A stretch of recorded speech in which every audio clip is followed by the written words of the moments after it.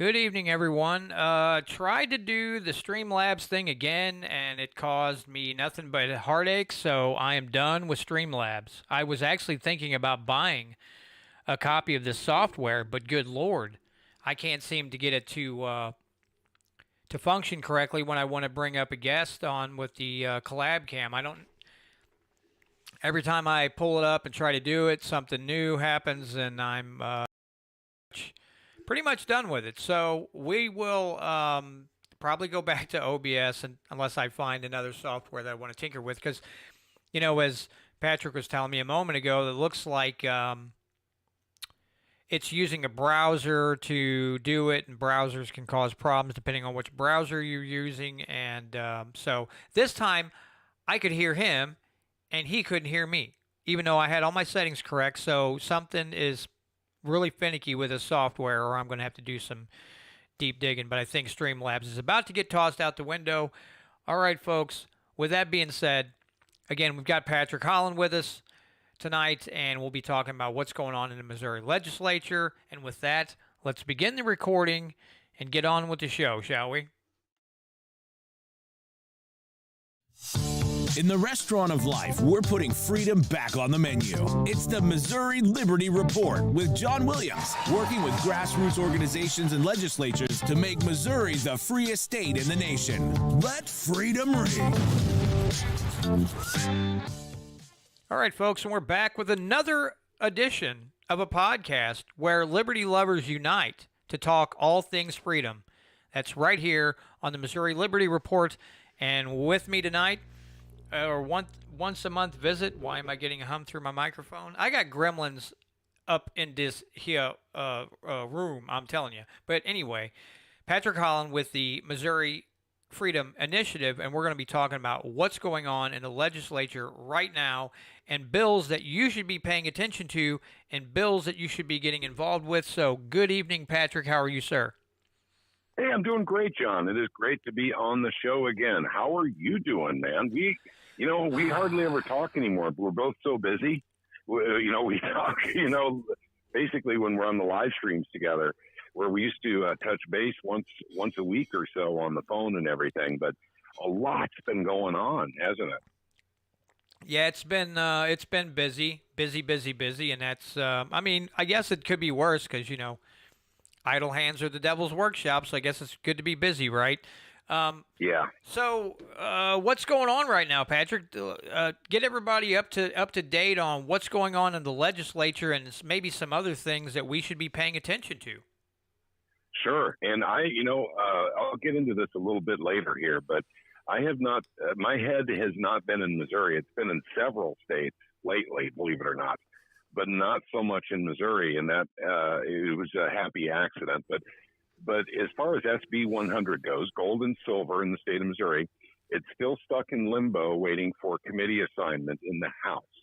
And of course, Dean Plocker is the one who actually assigns, bills that come through either in the House or from the Senate side, assigns them, basically a committee to go into because they have to go through committee before they can go on the floor. So that's where SB 100 is at. However, another bill that the Missouri Freedom Initiative is supporting, SB 8, that's another bill, IGO bill, by pure coincidence, but this one is a 10-year plan and out for personal property tax. That one got through the Senate now. It didn't because it got postponed for a committee hearing in fiscal. And so that happens on Monday. So it's a good idea for folks to call up their senators, particularly if they're in the committees that are dealing with this. In this case, it's I think it's a financial committee. I did send an email out about it, for everyone who's on the email list so that they would actually know the committee members who are involved. And then as far as sales tax on food, which is another bill that the Freedom Initiative was supporting, we have dropped our support for Mary Elizabeth Coleman's SB 161 because that ended up with a committee substitute that is not what we signed up for. This one was for 1% or less reduction of sales tax on food. We're looking for a total elimination on sales tax on food, including local sales tax, which is county and city. And so we'll be tomorrow night in our live stream. We're going to look at two other bills in the House that also they totally eliminate sales tax on food, and we'll get behind one of the two of those bills. And so those are the bills so far that we're following. But as far as that goes, it's as difficult as always to get liberty legislation through the Missouri General Assembly. There's a lot of folks that like the legislation that we're pushing, and there's some folks that don't like the legislation that we're pushing. But as always, our biggest problem are the rhinos. I know people hate it when I say that. I don't know a better, Robert Smith is famous for calling them the unconstitutionals. These are Republicans that basically get, I think, most of their campaign contributions from non-conservative sources, from, I don't know how to put it, but that's, let's just extremely liberal corporations that fund these Republicans as they're running as Republicans, and then they don't answer to the constituents, they answer to their campaign, contributors. And that's what we call the rhinos. And these are the ones that we have the most problem with in Missouri. Democrats can be a problem in certain issues, but on other issues, they're not so much. But we're also dealing with public unions. When it comes to actually getting rid of personal property tax, the schools come out of the woodwork really quick and say, whoa, Katie, hold the phone. We're not going to give up any of that money that we're getting right now because we're using all of it. So that always becomes an issue. So when it comes to getting rid of sales tax on food or personal property tax, those are going to be the ones we end up dealing with the most, I think. But that's pretty much it as far as I know so far in the Missouri Legislature. Yeah, and when I live streamed with, I think it was Catherine Monday night, I got an email. So anybody here in the local area, let me pull up the email again so I get you the right location, because there's some interesting, an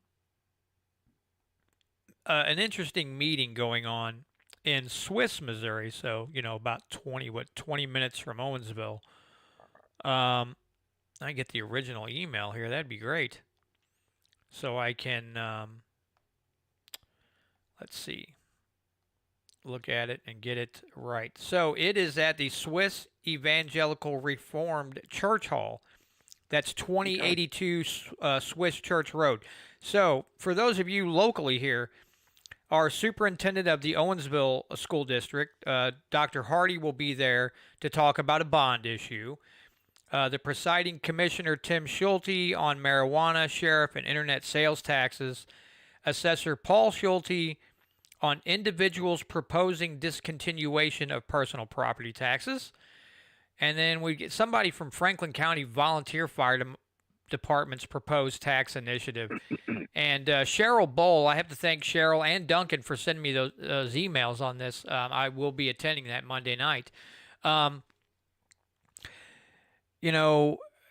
told Cheryl, I said, at this time with inflation the way it is, here these people come with their handout. And, Catherine and I went kind of into detail on DESE the other night, how many employees DESE has alone.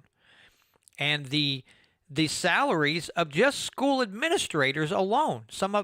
We saw $200,000 plus, $200,000 a year plus on several of them. Most of them make six figures. That's a lot of money, folks. And people like to say, well, teachers don't make enough and the school staff doesn't make enough. Maybe it's time to start looking at DESE and your administrators and saying, hey, where's all the money going? Is it going to your salaries? Where's this going? But they got a bond issue here.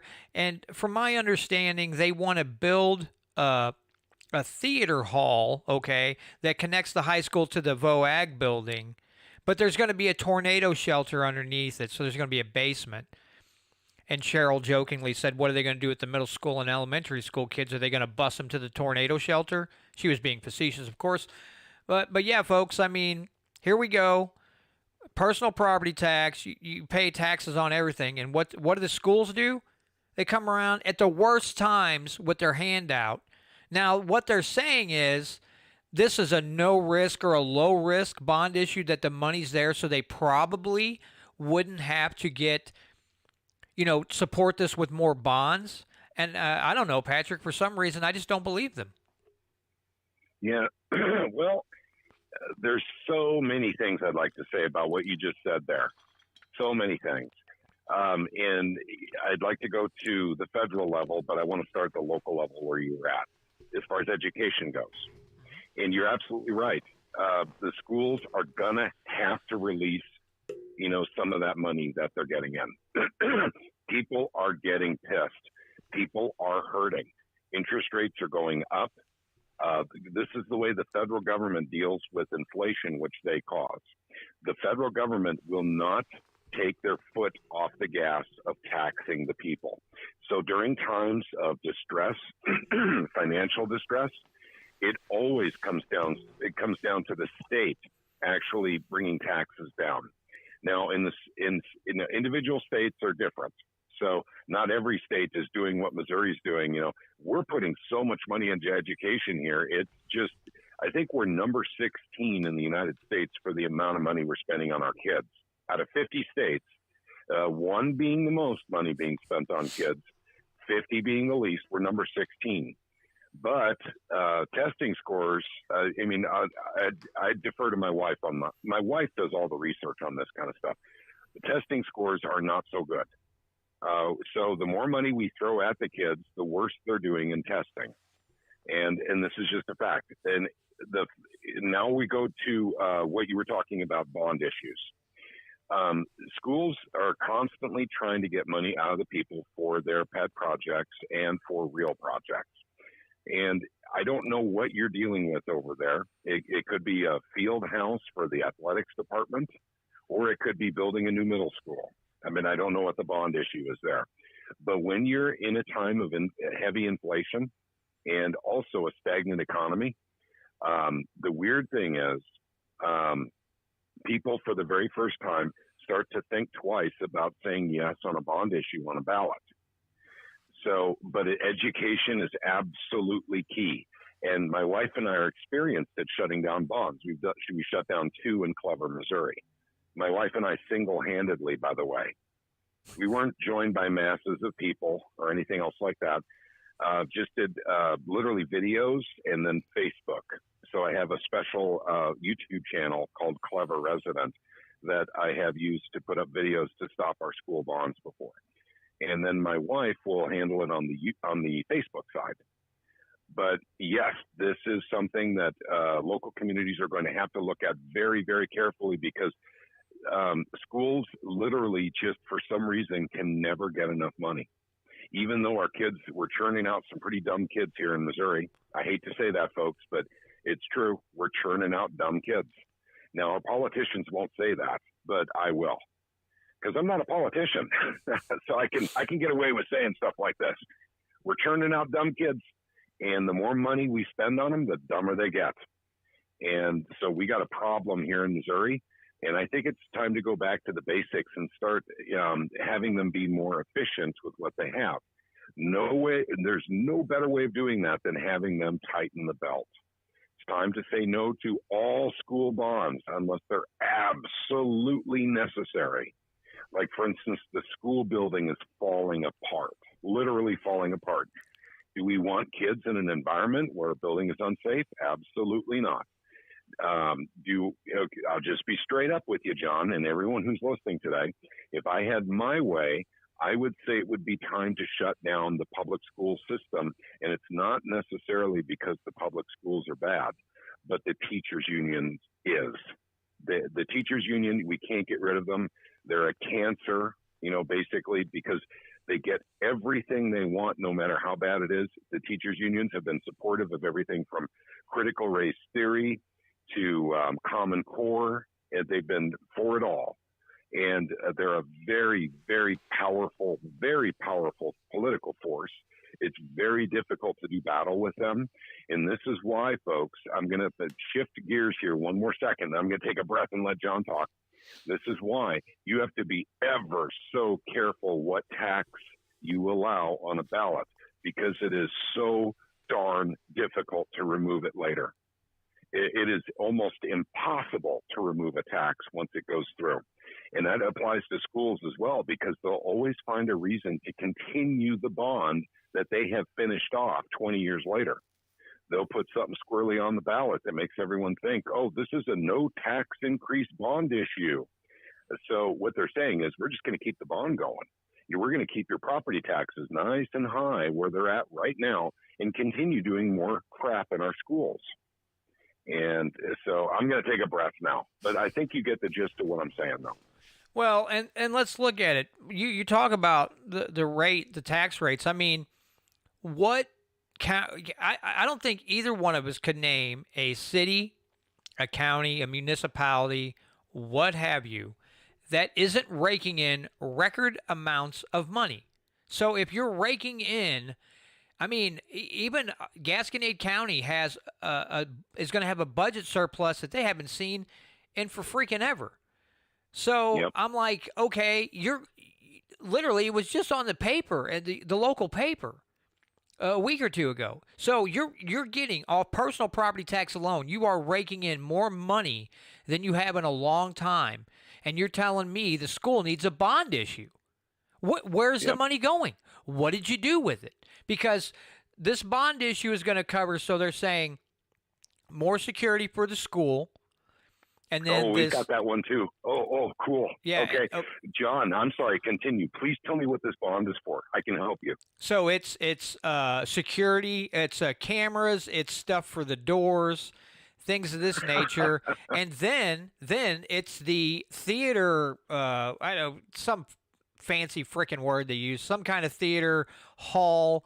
And then apparently it's going to have a basement as a tornado shelter, because our high school and our VOAG buildings aren't connected. They're separated, not by a great distance. It's nothing major.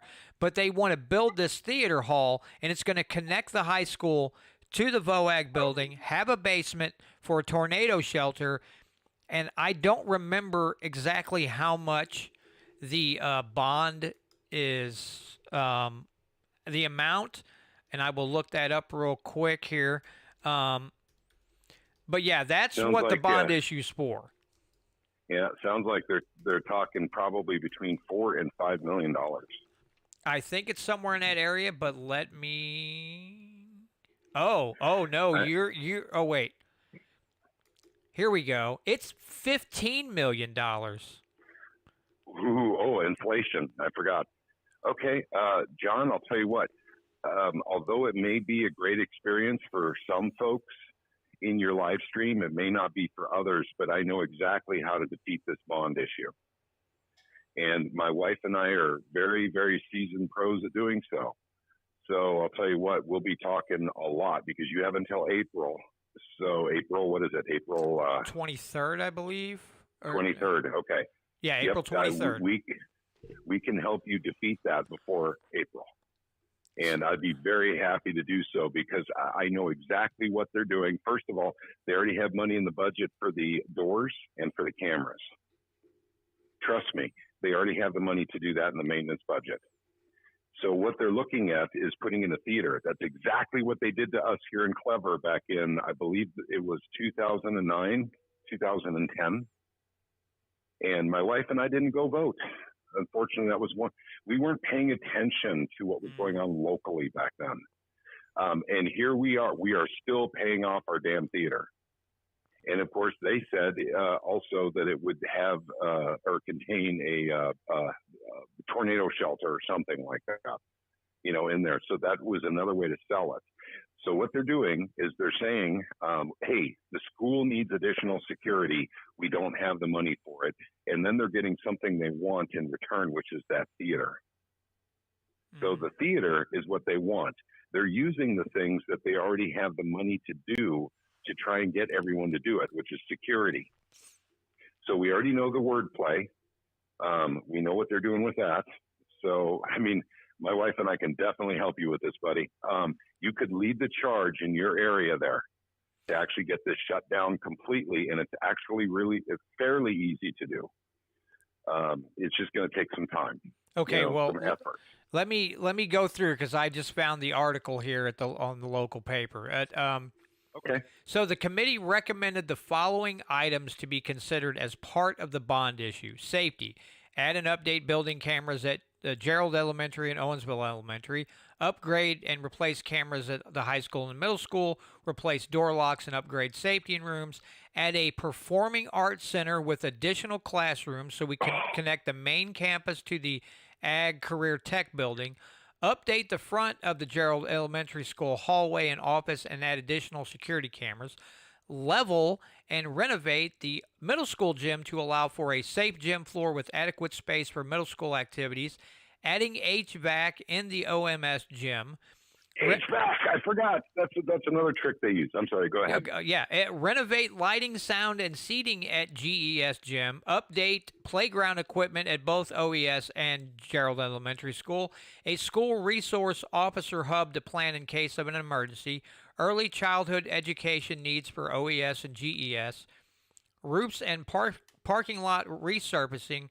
Gerald Elementary School update for teachers' lounge, restroom facilities, providing water treatment, updating the Gerald Elementary School gym. There is a prioritized list, Hardy said. These are pending the funding available. Now, here's what they're calling it. The $15 million no tax increase bond issue. Mm-hmm. And if my wife, my God, man, I can help you shut this down. We've done it twice, and we've been successful twice. But I guarantee you, the safety and security, aspect of it is what they're using to try and get people to do it. But that's what they already have money for. What they're going for, it sounds like, is that theater. That's what they want. They don't have the money to do the theater, but they're throwing in all this other stuff, including HVAC, which when we were shutting that down in Clever, Missouri, they already had the money in the budget for that too. And also they got a grant from the federal government to deal with the HVAC issues. So they already had the money to do that as well. Yeah, I'm going to have to, John, we'll talk off live stream time. And is this your district? Yeah, this is the district that I live in. Yes. Okay. All right. Gotcha. Don't want to take up a whole lot of time right now.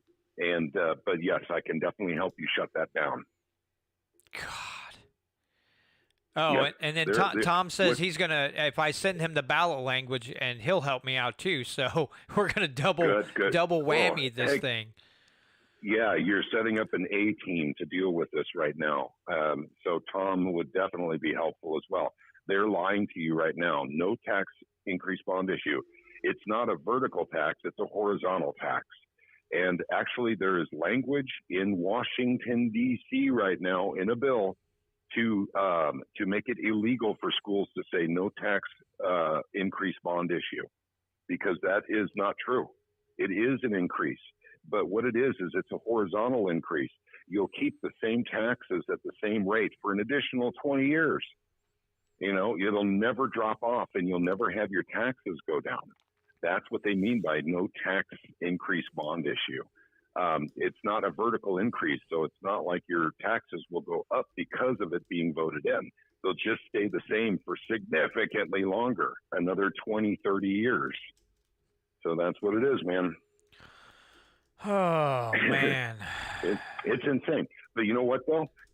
Schools have to realize that everyone's freaking hurting right now, and this nonsense is going to go away. But it's citizens like you, John, that can actually make sure that this does go away. I am sick and freaking tired of these people coming with their damn handout. I'm tired of, seeing when we go to the store every week or however often you go to the store or whatever, you look at your personal property tax and they use excuses like, well, there's a shortage of used cars, so your valuations are going up. And they're raking in record revenues. And then what do? They turn around and like, oh, we need more money. Excuse the hell out of me. How about I need some more money? You need some more money? Correct. Yep. Well, here's the deal. Here's what happens during big inflation is governments start cannibalizing, their constituents literally because they want, more money, more stuff. They want more, because they're thinking of the future and they're thinking this economy is going to go to crap.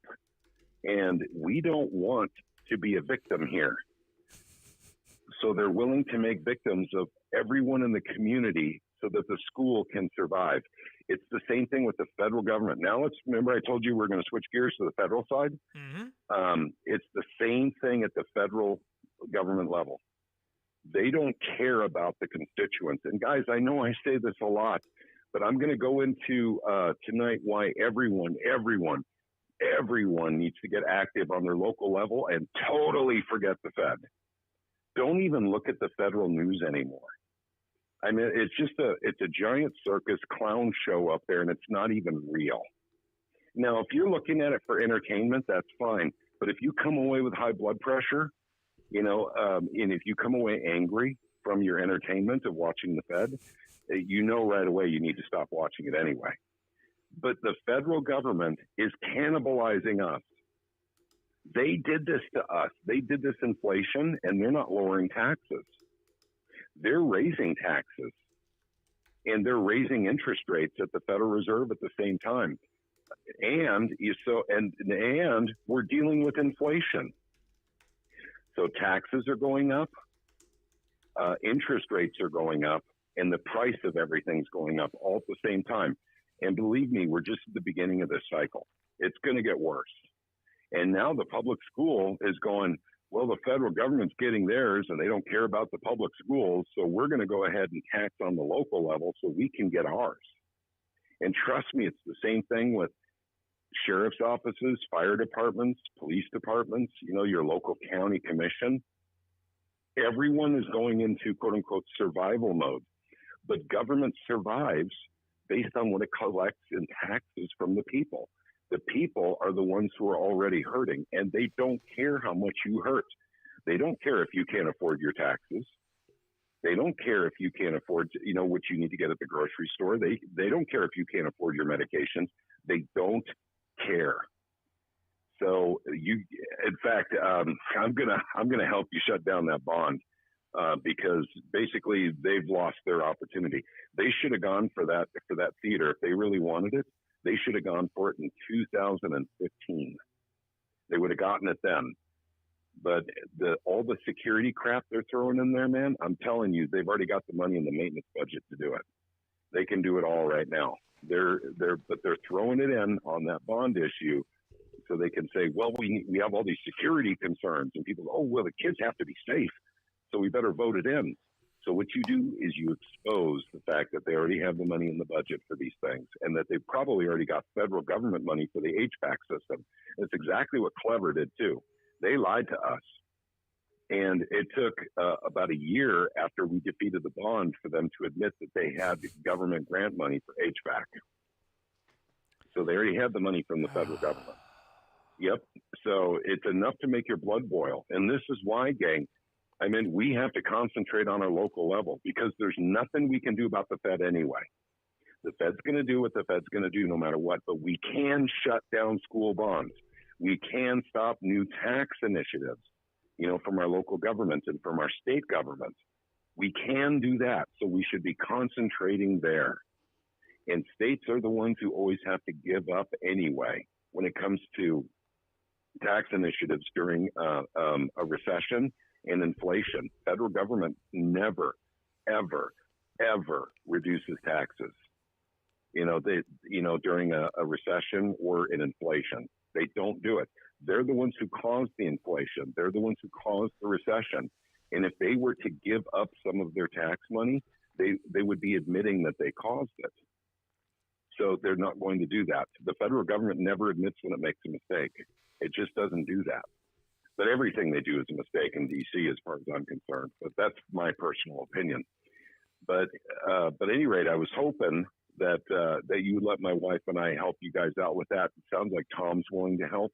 Anyone who has experience dealing with school bonds and shutting them down should participate in this exercise to get the experience and what it takes to shut these down. So you can teach others, and then you'll have the experience and knowledge to do it in your community when it comes your turn. And believe me, your turn's coming. Schools will keep doing this, by the way. Yeah. Fortunately, Cheryl and I had a little back and forth via email just earlier today, and I know she's fed up with it too. She doesn't like it at all, and she'll be there. I think she kind of MCs the event and anything with the Gasconade County Republican Committee or whatever. So I will be in contact with her quite often, and she can get her folks hopefully to line up too, and we can get a good mess of people to start firing back on this because yeah. It's going to be an interesting meeting. You're talking about a bond issue, and then I don't know whether this county guy is going to whine that they're wanting to discontinue, personal property tax, or if he's for it. We'll find out because I'm going to have some words to add in on that one too. So yeah, this could be a nice fiery little meeting that they're going to have on Monday. I kind of anxious to see what happens. Yeah, I don't know. I wasn't this fired up when I started the show, but now that I'm sitting here talking about this stupid bond issue, now I'm super ticked off, but that's fine. I needed the extra boost of energy anyway. It's like coffee without the liquid. So let me ask you, Patrick. I mean, what else? Sure. Let's talk about. You guys are doing a knock and shock on March the 7th. Why don't you tell everybody about that? You bet. That's on Tuesday. And it's another standard knock and shock event, which means basically we're asking for as many people to come that believe in the cause. And the cause, of course, this time is eliminating or 10 and out is what I'm calling it on personal property tax, getting silver and gold. This is critical. In fact, I do believe I'm starting to think this is the bill of the year. And that what that means is the most popular bill of the year is gold and silver in Missouri, I believe. Now, I can't prove it yet, but I got a gut feeling it is. And also, getting rid of sales tax on food.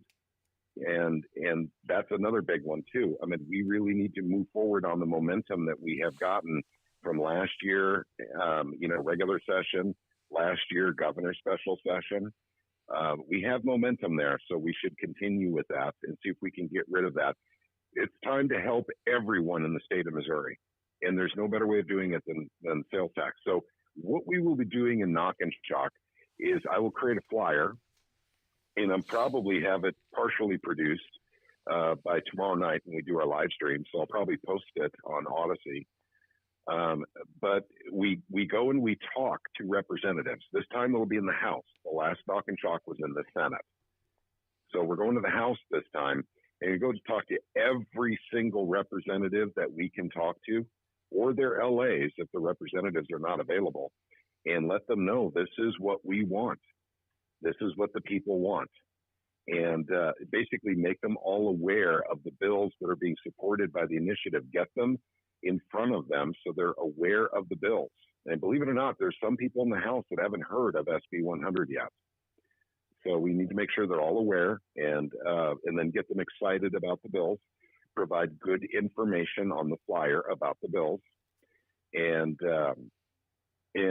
basically just make that impression. But the reason it's called Knock and Shock is because we go with relatively large numbers, and I don't even know how many people are going to show up on Tuesday. I really don't know. We had 22 people show up for the Knock and Shock event in January, and so let's hope we get at least that many for this one. But we have a new source of people, basically, and I'll talk about that in just a little bit, that may be coming as well. So that's what Knock and Shock is. It's Tuesday. It starts at 9 a.m. in the Capitol. We're meeting at Bill Eigel's office.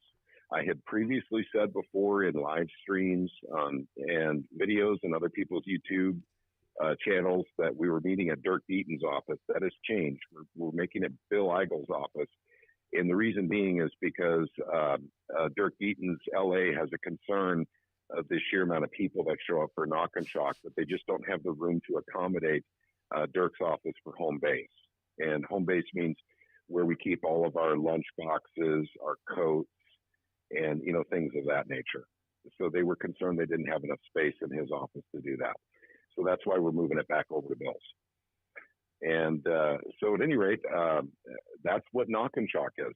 And knock and shock is very effective, and it gets attention. We're known up there, as you know, John. And so at any rate, that's kind of what we call the event. And it's borrowed from shock and awe, which is a military term that came from, the war in the Gulf or whatever. I think it was, I don't remember which Iraq war. We've had so many of them. I think it was Iraqi Freedom or something like that. I believe that's where that's from. Operation Iraqi Freedom. It was the shock and awe campaign. Yep, something like that. So I borrowed from that to make it knock and shock. Originally I was going to call it knock and talk. But that's what people do when they campaign for office. So I figured it had to be knock and shock, just because of the sheer amount of people that show up for it. And so that's why we call it that. And the really nice thing about it is that term is getting noticed around the United States. Other organizations are starting to use it, which is really cool. And it should be, by the way, it should always be shocking when you show up in large numbers at your state capitol, to go talk to them about bills. They're not used to that. They're not used to people coming to their office, shaking their hand, looking them right in the eye, and telling them what they should be doing. And that's exactly what we do. But we're nice about it, so we ask them to do stuff. So we're nice about it. We're not going to be telling them, because politicians don't like it when you tell them what to do. And there's a lot of people in Jefferson City I respect, and there are some I don't respect very much at all. But we try to, make sure that every single person in the House of Representatives gets the message that the Missouri Freedom Initiative, which is a very, very large organization, it wants them to pursue a positive vote on, whether it be in committee or on the floor, for the bills that we want. And we give the reasons why as well. We just don't say vote this way because, we're these kinds of people.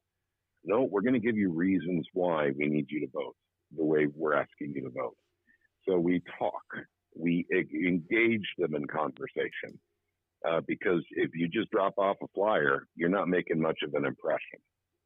You need to talk to them and drop off a flyer. And that's what knock and shock is all about.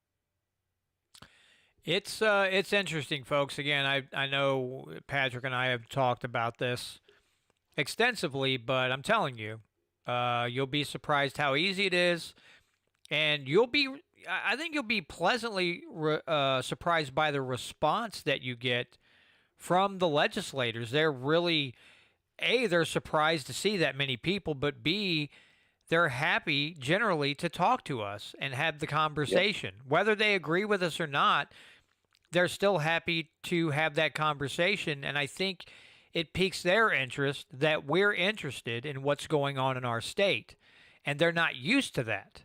And it's good to change that perception by our representatives that we actually do care and that we want them to do the right thing. Yep, agreed. And to top it all off, we're not a political action committee. We are not paid lobbyists. We are citizens that pay our own lunch, every one of us. None of us is getting paid for this. There's no corporation or business behind us. It just doesn't work that way. Everyone pays their own way. And that's exactly the way citizen activism works. And so this makes us doubly potent, because when a politician sees someone who runs a PAC or is a paid lobbyist, walking towards them, they realize they are paid to come and talk to that politician to represent a certain demographic. There's no one paid in the Missouri Freedom Initiative. This is just activists that come up there, drive all the way to Jeff City. Some of us drive 3 hours, some of us drive 5, to get there. Some of us are lucky and we're there in half an hour. But that wouldn't be me. That's nearly a 3-hour drive for me to get there. Pay my own gasoline. I pay for my own gas. I pay for my own lunch. I have to take the time off of work just like everyone else does to go do what I feel is very important in my state. And that's the way things used to be. But you see, everyone's too distracted, John, aren't they? They're watching what's going on in Washington, D.C., a place they absolutely cannot affect change in. yet they give their energy to it. Because you know why? And I figured it out. It's because it's so filled with drama. They love it. They can't get enough of it. It's their entertainment. And so that's really a disturbing indictment of our culture, isn't it? Where we can actually make positive change, our state, we don't do anything with because we're too distracted by the entertainment factor from Washington, D.C., where we can never affect change. And our freedom is slipping away at the very same time that we're not doing anything because we're too busy being entertained. These freedoms that slip away, just like I talked about with taxes before, you don't let your freedom slip away because it is extremely hard to get them back again. This is why you don't let taxes through unless they're absolutely necessary. Never let a tax get through. Always vote it down because we are working our butts off just to get rid of sales tax on food in this state. And it shouldn't be this hard, but it's incredibly hard. Getting rid of personal property taxes, that's impossible. That can't be done. But a 10-year plan, in other words, 10 and out, once your vehicle, RV, camper, boat, whatever, is 10 years old, then the tax just goes away. That we think we might be able to do. But just reducing taxes in the state is so damn difficult that I literally advise everyone to vote no on any tax increase from this point forward, no matter what it is, because they're so difficult to get rid of. It is so time consuming just to get, the people up there to try and get something done about it. And, it's just, and then once you vote in a bond, you can't get rid of a bond, for a school. You absolutely cannot reverse that process. You have to literally finish that bond out. But what the schools do is they do what they're doing in your school district right now, John, is they find another way to keep existing bonds going that are about to drop off. You're about to see your property taxes drop off here, John, in probably a year or two. And they're like, oh, crap, we can't have that. If the people feel what it's like for their property taxes to be cut in half suddenly, then they're less likely to vote in a new tax. So we need to vote in a new tax before those old bonds mature. That's exactly the game they're playing. We've been through it too many times here in Clever. I mean, we have been through the fire on that one. But this is my message to everyone. Anyone who listens, even if you're outside of the state of Missouri, don't let taxes through. Just don't do it. Say no. Like Nancy Reagan used to say, just say no to drugs. I say, just say no to taxes. It's time to literally get rid of your taxes, to reduce them. This inflation that we're going through, along with the recession, and in the fact that the federal government is raising taxes in a recession, I mean, that's unheard of. If a Republican were in office, that would not be happening most likely. Now, I don't want to judge all Republicans as being good guys because a lot of them aren't. But you just don't do that. And Biden is raising taxes in a recession. It's the end, gang. This is the end of the dollar. In the next 10 years, everything that you know will change. And it's up to you whether or not your state is even hospitable. If it's a fertile land to have a business and to raise kids and basically to just live in, is up to you right now. What happens in your state in the next 10 years?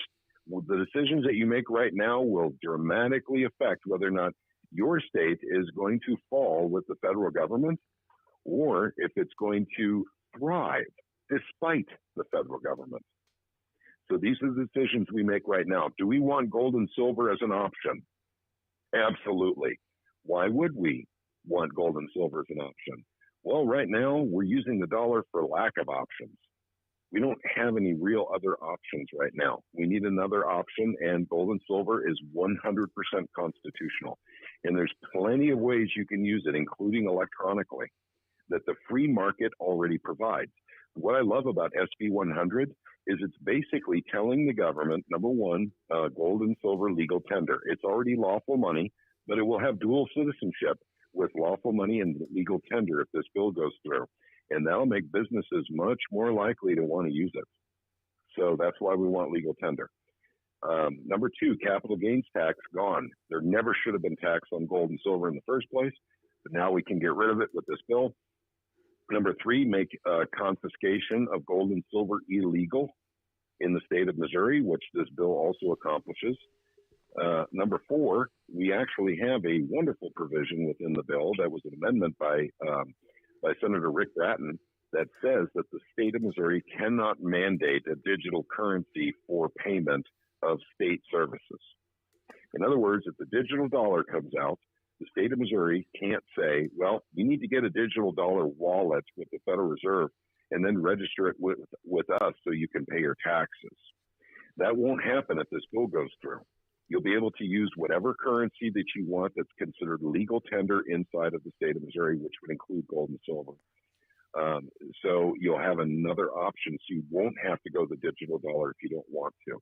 I suspect a lot of people will be sucked into it, and for other reasons we'll talk about later tonight. But this is what we want in Missouri. We have secured our firearms. The Second Amendment Preservation Act is done. We got it done in 2021. Now we need to secure the financial health of the state of Missouri. And if we get that done in 2023, I suggest the Missouri Initiative look very strongly into the Food Freedom Act for 2024, which is basically getting the FDA and any other federal agencies that regulate food out of the state of Missouri.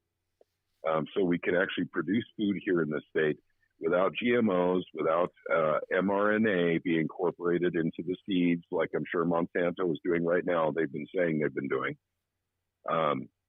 And we can actually have farmers markets. People can sell, whatever excess produce they produce, along the side of the road without the police coming up and wanting them to get a license and then, being certified through the FDA to be able to do that, whatever.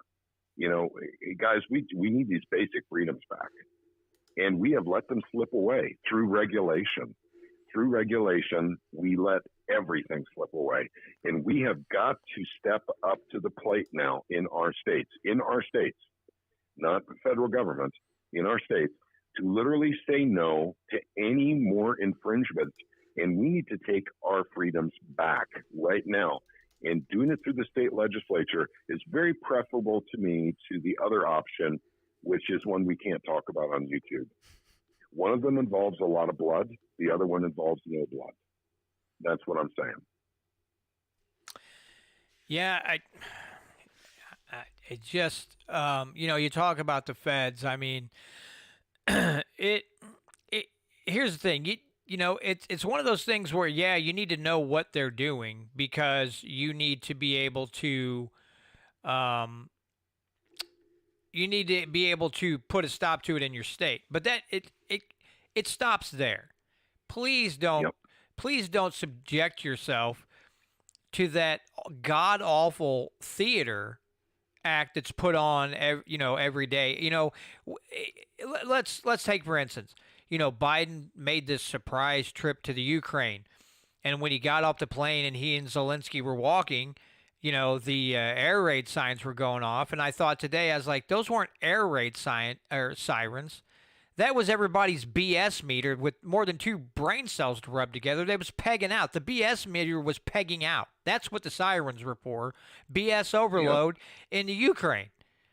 Because, again, as everybody with common sense said, Secret Service would not allow the president to walk on the ground when air raid sirens were going off if they thought a bombing was going to hit. He wouldn't even been anywhere close to there. So it was the BS meter pegging out, and they were like, hey, you better turn it down or the whole place is going to turn into a big pile of you-know-what.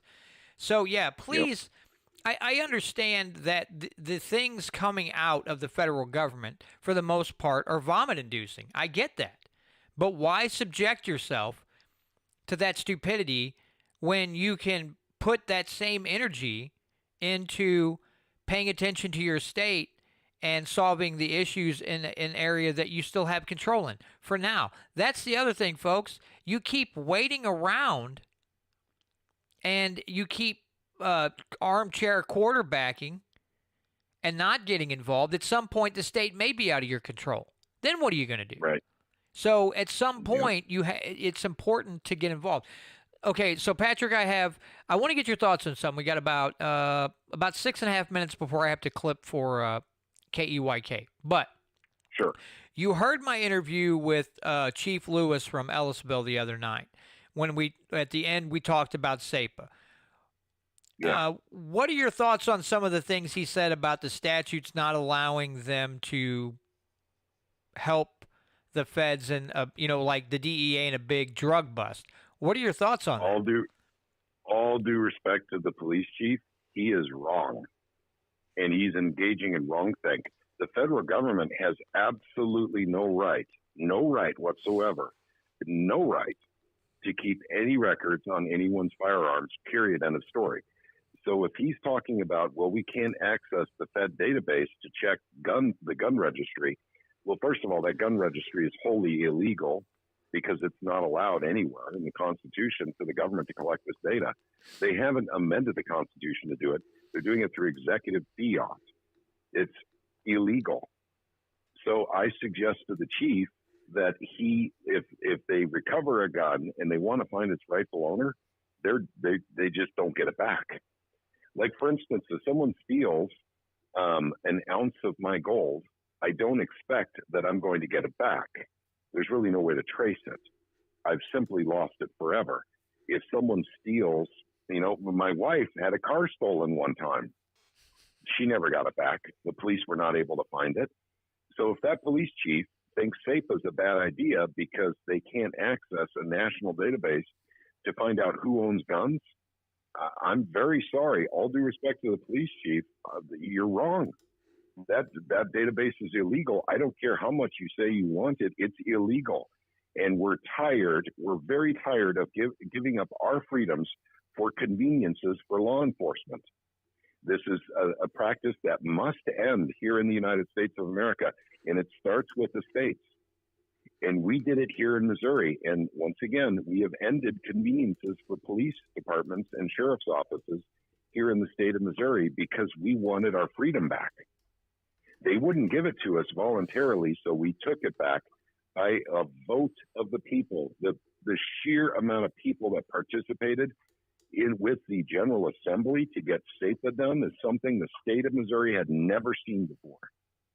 It was so huge in its scope. The sheer amount of emails, phone calls, and visits to Jeff City was something that has never, ever happened before. And it's not been seen since, by the way. We have never seen as much activity around a bill as we have with SEPA. So that's what I would say to the police chief. As much as I respect his position and what he is trying to do, that was wrongthink that he was involved in. And, it's really a shame that he's still thinking along those lines. If he collects a gun from a crime, it's his gun. He gets to keep it, or he can sell it, or they can auction it, or whatever they do. It's not going back to the original owner because there is no database that we should have access to in the first place. Yeah, it's again, like I told him, my thing was the complaints that I was hearing. There was no context. They were just they were crying, but there was no information involved.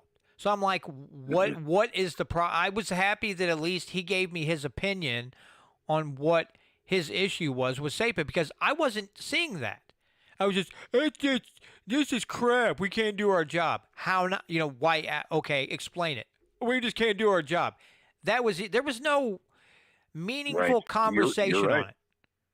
And so it was good to have his input on that thing because it's like I'm not hearing this. I see major news outlets and local news outlets and a lot of whining and hanky stomping and all this stuff, but that was it. And it was nice to get some somewhat thoughtful input on it because I had no freaking clue. Well, I appreciate his honesty. Yeah. I mean, that was awesome too. But the fact of the matter is, like I said, all due respect to police chiefs all across the state of Missouri, my freedom comes before your conveniences. It's going to have to be that way. The people have spoken. That's why we have SEPA. Yeah, and it's not our, all of us in the outlying area, around, that don't live in St. Louis or Kansas City and some of these other areas. It is not our fault that people Yep. in those counties and areas elect people like the Kim Gardners of the world that make their job 10 times, 1,000 times harder, because when there is a violent crime, they just want to kick them to the curb. Yep. So Right. it's like, okay, I understand your frustration. Believe me, I do, which is why I don't go to St. Louis very often, because of the complete dumpster fire that it is. But Mhm. the people in that area are going to have to get fed up enough to either A, move out of the area and say, you can have this train wreck, good luck, or convince and educate people around them that we can do a lot better than this. But Absolutely. again, you get into these big municipalities, and sometimes it's almost like working at the federal government to try to enact change, because these people are only interested in their power and the money that comes with it. They're not there to, better the community or help the less fortunate or anything like that. No, it has nothing to do with that. It is the fact that they want the power and they want to get up there and they want to virtue signal the whole time. All in all, all the while we have them making new laws all the time, new regulations, new this, new that, and they turn the police departments into revenue generators, and they end up harassing the very people they said they wouldn't harass in the first damn place. So That's right. it's complete hypocrisy at multiple levels. All right, for those of you in the KEYK audience, thanks so much for joining me this week. Again, next week I will have on Representative Maisie Boyd. That'll be the first time I've had her on for an interview, and we'll talk all things Missouri legislation, followed by, Robert Brown, and then Cherie Tolson Reich, and then Tony Lavasco. So got a lot of good interviews lined up for the month. So with that, I bid you adieu. Have a great week. Have a great weekend. And we'll see you right here next week on the Missouri Liberty Report. All right, moving on. And just to kind of go back to Chief Lewis, when we're talking about the issues that he was having or they're having with on the juvenile side of the things. I mean, we want to. People wonder why things are so bad in that area. Well, there's another avenue. People just look at the gang crime and the violent crime. They don't really hear about the fact that juveniles are committing crimes that include theft, property damage, maybe some violent crime, and they're just saying, well, go back, send them back to their parents. And the older people are getting the younger people to do the crimes because there's no time involved. It's go back to the parents, go back to the parents, go back to the parents. So they've got a mess on their hands. And I don't, again, he said they are working on it. They are seeing some improvement. That's good. But again, with the likes of a Kim Gardner up there, what the heck do you, and heck, I mean, and then was it him that talked about the previous prosecutor that also did dumb things there too? I mean, no, it was somebody was telling me a story. Somebody was telling me a story where like five guys, I don't remember what the term was, but they go into the subdivision, they turn the headlights off in the car, one guy gets out, and he goes up the street, and he just pulls on door handles until a car door comes open. And somebody saw this guy getting into her husband's truck, and her husband, like, came running out in his underwear and chased them away. And the wife called the cops. The cops, there was only, like, really one good way out of that subdivision, so they caught him. They arrest them all. They haul them back to the station. The then prosecuting attorney, now mind you, all these guys had felony warrants and everything else. They had a stolen AR and a stolen pistol. And the former prosecuting attorney said, cut them loose. Yep. So we have a serious problem in St. Louis.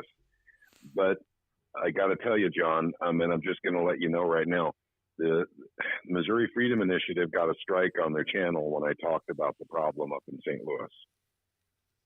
So I don't think I can talk, very freely. I don't think either of us really can talk about what the problem is in St. Louis, Missouri with crime without getting a strike, unfortunately. Well, I don't, again, I could give two craps less. Some of the things that he mentioned, and, we've all talked about this, the breakdown of the family dynamic is a huge reason for this. When you don't have a two-parent family system, the likelihood of the children becoming criminals goes up considerably. And again, the leadership. I know they call it leadership. I guess that's a poor word to use in when we're talking about the mayor and the prosecuting attorney of St. Louis and some of the other county officials. But what they would consider the leadership doesn't lend any help to the situation either. Those people clearly don't care. They just pretend, they're great actors, but as far as doing anything constructive, the only things they do are destructive. But yeah, that's the other problem. The problem with St. Louis is there's a lot of problems. I guess you could say, like there's a guy that I used to work with, and he would holler out while he was working, which we all died laughing around him, but he'd just holler out, the problem with this place is got a lot of problems. And we would all just laugh. Yep. And that's a pretty good explanation for St. Louis. The problem with St. Louis is they got a lot of problems. Yep, they do. They do indeed. And the statistics on St. Louis are dragging down the whole state. Makes us look like Missouri is an undesirable state to live in because crime is so bad. More than half of all crime in the state of Missouri is in one city, St. Louis. Now and that is a fact. Now, let me ask you this, Patrick, because the Missouri Attorney General asked Kim Gardner to step down by noon. Was it last week? Yes. And, okay, so because we always talk about state and local levels, what are your thoughts on, because I'm kind of torn when a state intervenes on a local level. So what are your thoughts on the Attorney General trying to convince, which everybody knew she wouldn't do it. That woman's using that as a career stepping stone. She wants to move up the political ladder. But what are your thoughts on, the state trying to intervene and get this prosecuting attorney to resign her job? Well, okay, this is a difficult one because she's an elected official. She gets elected, basically because she's popular within the indigenous population of St. Louis, because she's, once again, John, I'm sorry, I can't go down this road. This is what I talked about where I got a strike on our channel on YouTube. So actually, let me back up here and let me approach it a different way. The Attorney General is trying to avoid using the state government to force her out of office. And so I think that there's a lot of call for that in the General Assembly. By the way, Kim Gardner was invited to come speak to the General Assembly. She accepted the invitation and, of course, didn't show up and sent a proxy in her place. So, of course, a proxy cannot answer for Kim Gardner.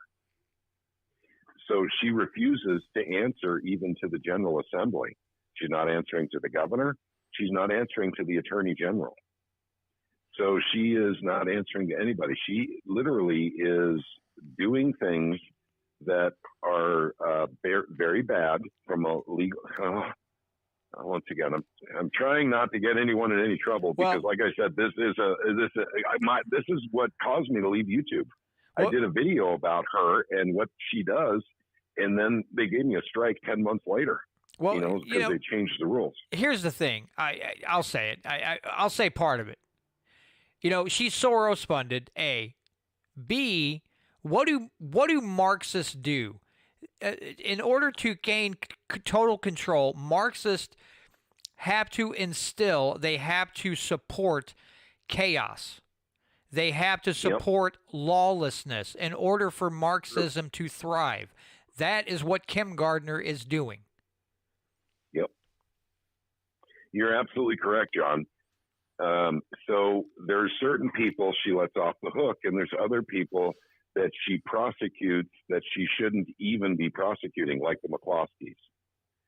So the color of one's skin definitely affects the way she approaches the case. So she is not using the equal application under the law of the state of Missouri. This is in the Constitution, Article 1, Section 2. And she does not prosecute based on the Constitution, yet she swore an oath that she would. So this is the basis under which the General Assembly, the governor, and the Attorney General are going after her. Is she is totally unconstitutional. She's running wild up in St. Louis, and a lot of people's lives are affected by what she's doing. So she's a serious problem up there, and she is a very, very big reason why we can't clean up crime in St. Louis. Not just her personally, but the culture up there. And the company culture starts at the top. You've got Sam Page and people like Kim Gardner running the show up in St. Louis that literally are socialist Democrats. They are not just Democrats, they are socialists and communists because they're practicing critical race theory from the frickin' courtroom. I mean, this is really ridiculous. Okay, I'm going to stop. That's exactly what I said before when I blew my lid on YouTube because I got a strike 10 months later because they were saying that I was, inciting violence. But the fact is, critical race theory, we're trying to get it out of our schools right now, but they're practicing it in the courtroom up in St. Louis. So that's as far as I'll take that. And Kim Gardner is in charge of that show. Yeah, it's just, again, it makes me, I don't agree with what Kim Gardner's doing. Not in the least bit. I don't like the woman. I don't trust her as far as I could pick her up and throw her. But I also get a little edgy when the state's like, well, we're going to do something about this woman. It's like, now, wait a minute. She's elected. The people chose her. And I'm not real fond of the state stepping in and trying to undo that because I feel like they're overstepping their bounds as well. So it's a very tricky situation. It is. It is. And that's why Article 1, Section 2 of the Missouri Constitution, equal application under the law. That's what they're getting her under because she's clearly not practicing that. So they're saying she's breaking her oath, that she's an oath breaker and that she's practicing critical race theory in the courtroom. And so we cannot allow this in the state of Missouri.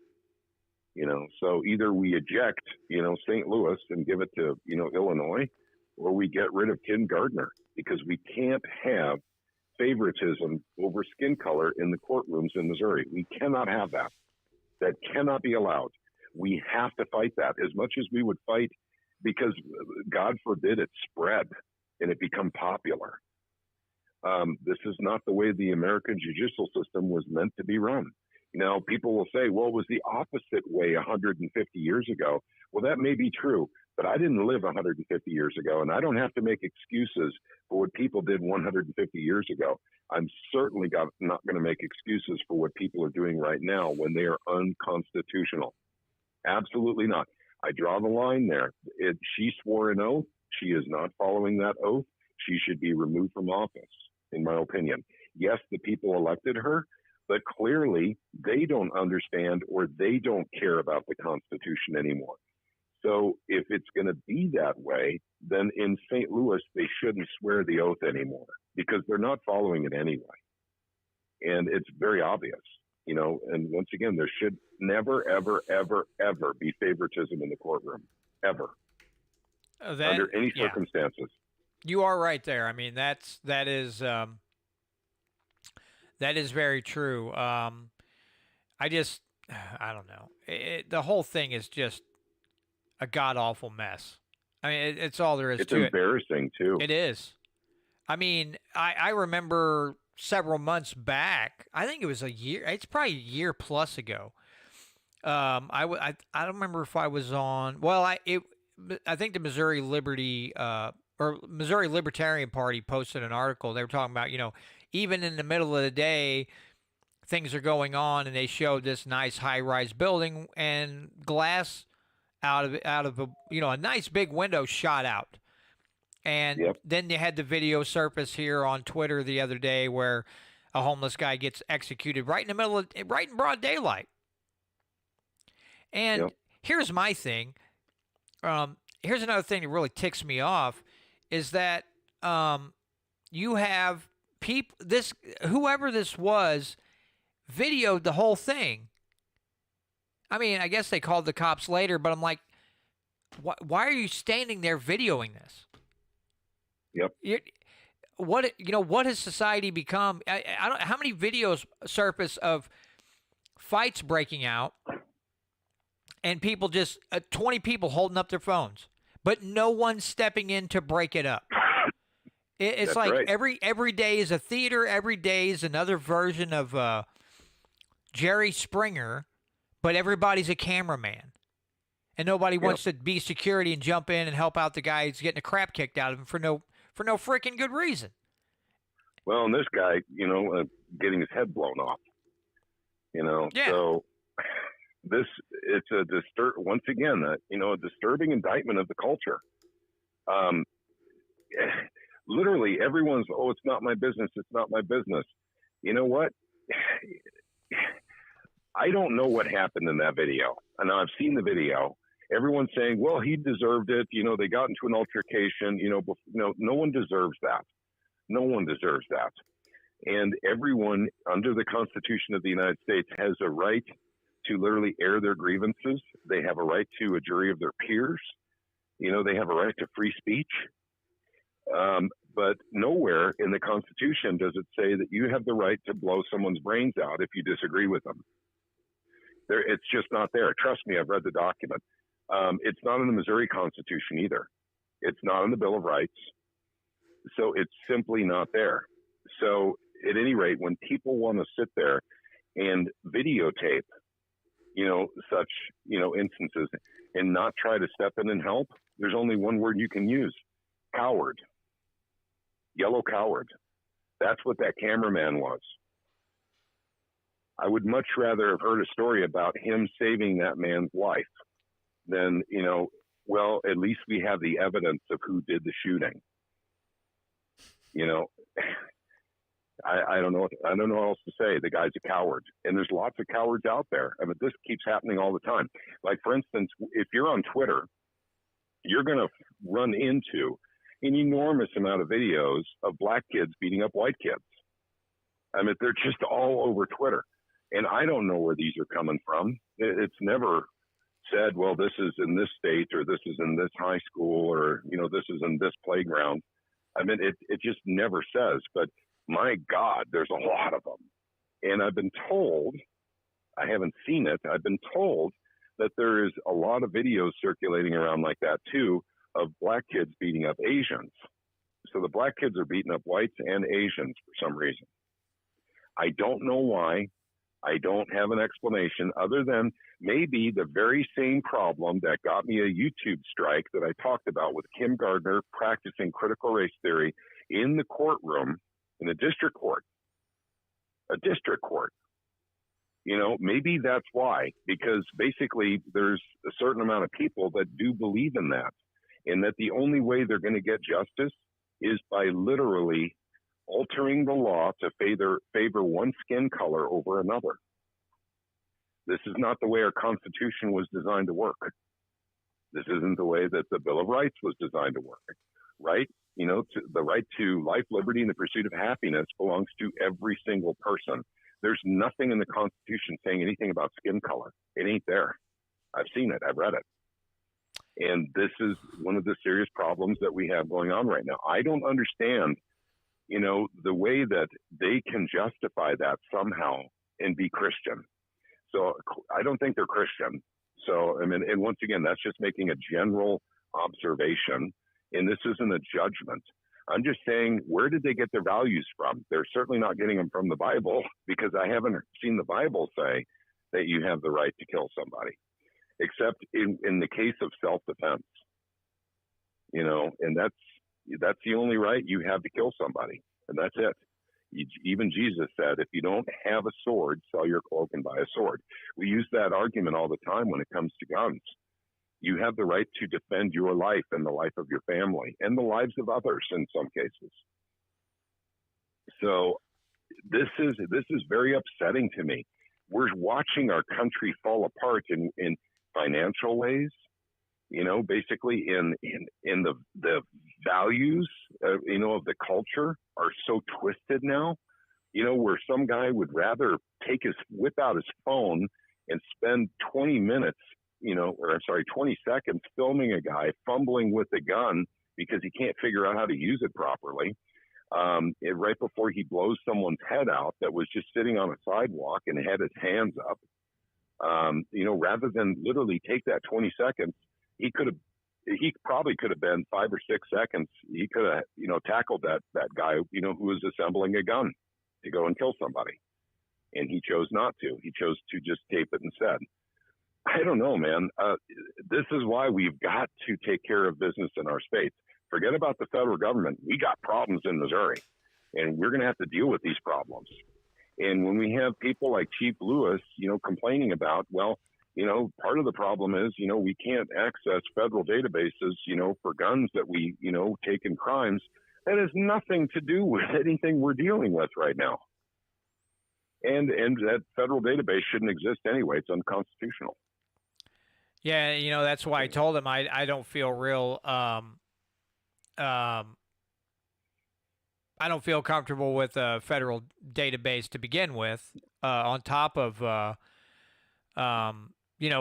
the other things that the feds do. But yeah, the thought of a federal database with all these serial numbers for guns in them and the owners, I just don't care for that, because I understand it makes their job harder trying to track down where, who the gun belonged to. I understand that. They want to get it back to the rightful owner. But when we look at the Fed's actions just in the last 10 years, or since Obama's was in office, how they want to come after firearms. Yeah, I definitely don't feel comfortable with a federal registry of gun owners and their guns. Why would I be comfortable with that when they constantly tell me they want to come after them?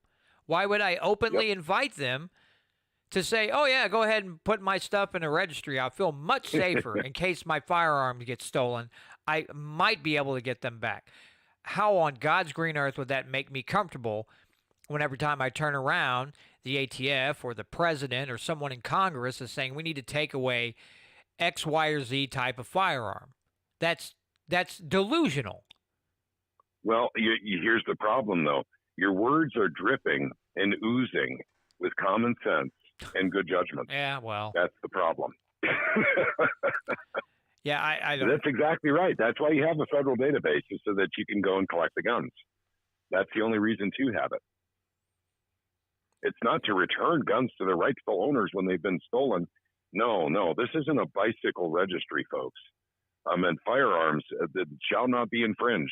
That it's very clearly stated in the Second Amendment, and a database is an infringement on your right to bear arms, because if they have a database, they can also refuse you the right to purchase a gun, because that databases can do that too. So yeah, it's something that we have to keep in mind at all times. We have to be ever vigilant on all these little infringements on our freedom. And I know Tom was saying in the chat here a little bit ago, where he was talking about people, should be, just be able to, exercise their rights and not go to the government and have them recognize their rights.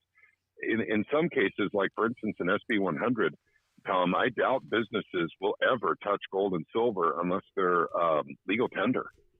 And I think that that's something that we have to have for businesses to actually start feeling comfortable with it. But it's already lawful money, and legal tender, basically gold and silver should enjoy the best of both worlds. And, but as far as it goes with the Second Amendment Preservation Act, I've heard that argument before, but how else do you get the ATF out of your state? I mean, you simply just don't tell them to go away. That doesn't work. You got to create a law to make it very, very difficult for them to work in your state. Set up a framework where it's impossible for them to navigate, properly, for them to operate properly, for them to literally be discouraged enough to just drop activity in your state. And that's exactly what SEPA did. I'm very, very proud of that SEPA legislation. A lot of us worked real hard on it, but I understand your point of view as well, where we shouldn't have had to do that law in the first place. And I agree with that. But we have to, unfortunately, sometimes work within the framework of the law, literally to get the government to recognize or to get businesses to recognize things that are already in the law. The gold and silver's in the Constitution.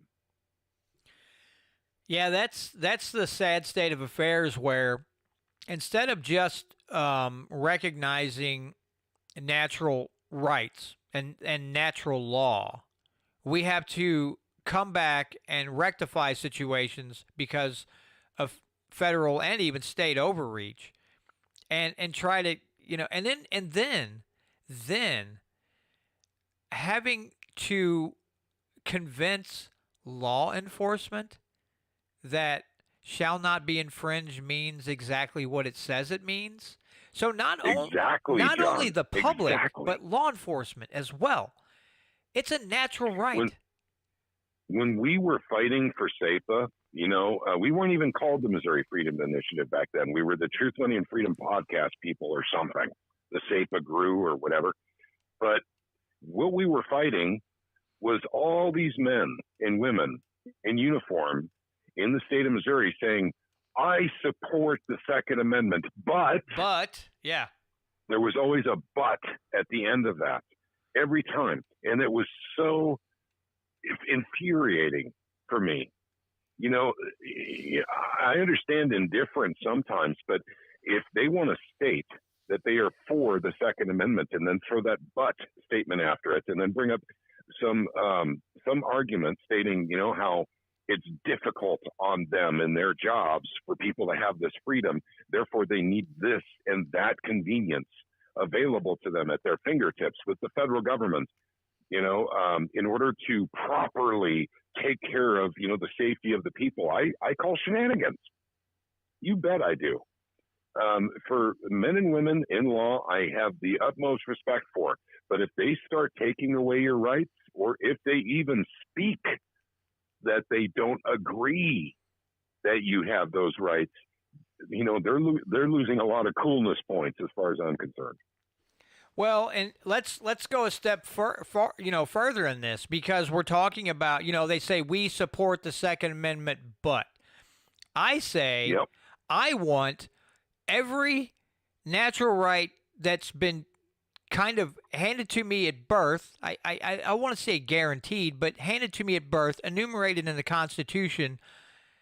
But I also want district attorneys, prosecuting attorneys, and those people in law enforcement to follow the Constitution as well. So instead of you focusing on me, Mr. Law-abiding citizen, who's just out here trying to make a living, provide for his family, keep a roof over his head, have a little fun, without having to worry about a prosecuting attorney, a district attorney, some rogue agent, whatever, or a governmental body telling me that all of those things guaranteed to me by my humanity are not guaranteed, but given to me by a benevolent lord in government, in some office.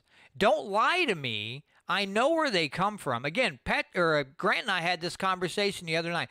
If people would take a look inside and tune out even the Constitution and think about the sovereignty of themselves, the individual. Do you like people who harm you or others or take your things or whatever? The answer should automatically be no. You don't have to have a government body to tell you what's right and what's wrong. You don't even have to have a piece of paper like the Constitution to tell you what's right and what's wrong, because those should be naturally instinctual to each person. But we Yep. are led to believe in the public fool system and a lot of idiot politicians that without them, we wouldn't know right from wrong. We wouldn't know up from down, left from right, whatever else. And they act like everything is a privilege. Yep. And it was granted by some benevolent body of men. Yes, the founders were geniuses in the way they laid things out. But They were. we were also given specific instructions to guard against tyrants who would interject themselves into every transaction and every decision you make in your life and push that away. And that John? did not happen. That brings up a great point. Thank you for saying that, by the way. The revolution is in full swing right now. If anyone looked at the 10th Amendment Center.com and went to their blog site to see all the nullification legislation across, 50 United States, the 50 individual states, they'd be blown away. The states have had it. Not all of them. You won't find any nullification, of legislation in California, New Jersey, or New York, or Illinois, but you'll find it in Montana, Missouri, Idaho, even in lesser blue states like Minnesota. There's nullification legislation all over the place. Now, is all of it going to become law? No, it won't. But the fact is, the sheer amount of it that's actually being filed is historic. I've never seen so many bills being filed, and they can't even keep up with it at the 10th Amendment Center. They're malreporting. They're underreporting. Malreporting. Sorry, that's not even a word. But they're underreporting it because they simply don't have the resources to keep putting out blog articles about all this legislation in all these states. But there is a revolution going on right now, everyone. And it's the states against the federal government. We're doing it through the legal system right now, through law, through legislation right now. But if it fails, unfortunately, it gets worse. But what you should take heart in is we're doing it the right way first. We're trying to do it through legislation. We're trying to do it through the court system right now. And the people, please heed my words on this. If anyone watches this that does not have regular contact with the Missouri Freedom Initiative, because you guys hear this from me all the time, but if you're watching this for the very first time, you've never seen John's channel before, please work with your state. Forget about the federal government. Forget they even exist. Don't watch the regular news anymore. It is not serving you at all, and there's nothing you can do. The constitutional people are far too small in number to get anything done in D.C. Trust me. They'll never get anything done. So you have people that are paid off by corporations and other entities in the federal government that do not have your interests at heart. They are literally working on the behest of corporations and other entities and other concerns that are against the interests of the American citizen. This is why America is becoming tyrannical. We are moving towards communism right now. How do you fight that? You fight it in your states. Clean up the backyard in your own state first before you start, complaining about the federal government. In fact, I really dislike echo chambers. If anyone's ever followed me on Twitter, I talk about that quite a bit. I literally try to lead by example. I am very active with my state. But I see so many people that do nothing but complain about the federal government. And then when I ask them to get involved in their state, they'll say, no, nothing can be done in the state. They're corrupt too. Well, what have you done in your state? Well, nothing. Why would I even try? They're all corrupt. Okay, well then move to a state that's not corrupt or just shut up. If you're not willing to actually try to get something good done in your state, to hold your politicians' feet to the fire, to clean up the political corruption that is the backyard of, insert state name, then please just shut up. I mean, we're fighting a war here, gang. Yeah, the war is through legislation and the courtroom, but it's a war. Trust me. And the Civil War in the United States did not start with people taking guns. It didn't start that way. It ended that way, unfortunately. And we're trying to prevent that. because the federal government is taking away your rights with every piece of legislation it throws out there. States have to nullify this, or at least literally say, we're not going to acknowledge it. And I will say one more thing along those lines. I got to say this because I haven't been able to say it on your show, is that KY3 is Springfield NBC affiliate. I believe it's NBC. KY3 put out on their website a story about all the brave sheriffs in the state of Missouri that are taking a stance against, the new executive order, banning pistol braces. Oh, we'll not enforce that, says this sheriff in this county. Oh, we absolutely will not play games, with this, and we're going to uphold the rights of the people in our county from this sheriff in this county. But the fact of the matter is, these were the bastards we were fighting to get SAPA through. And they can't take away pistol braces because of SAPA. For them to hide behind, literally how Second Amendment friendly they are after we had to fight them in 2020 and 2021 to the level that we did is downright embarrassing for these bastards in Missouri law enforcement to literally be saying this stuff. We were fighting them because they were I'm pro Second Amendment, and now they're all, talking to KY3. No, we're standing behind the Second Amendment. We'd never let that happen. What they're not saying in that article is if that sheriff takes away that pistol brace, he gets a $50,000 fine because we have law in the state that they fought against. It's insane. Clown World isn't just in D.C., gang. It's right here in Missouri, too. Trust me. And I have respect for law enforcement. Trust me. But there are a couple of sheriffs that showed up in that article that I was personally doing face-offs with in the state of Missouri. I can't believe that they got a pass by KY3. KY3 reported on them being against SAPA, too, by the way. And that goes to here we go to, people talking about the balkanization or a national divorce. People wonder why this is coming about. It's the same way why we see all of these nullification bills coming in through all these states. People are sick and tired of the overstepping of the federal government. And some people say, you know what? If we can't get it done at a state level, we'll just divorce ourselves from the federal government or do our best. And again, I know that that's a touchy subject. People are like, will never happen, it'll never happen. But we were told that you either, if the government does not work in your favor, you alter or abolish it. Those are the words of a founder. A national divorce is a way of altering the government, like it or not. Yep. And I think That's right. to throw that idea out because it'll never work is not very smart. Do I think it would be easy? No, I don't.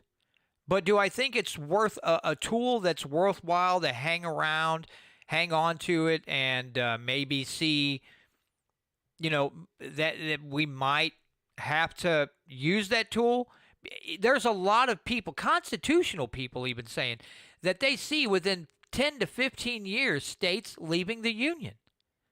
Yeah. And it's something it fascinates me because I wonder what the scenario would look like.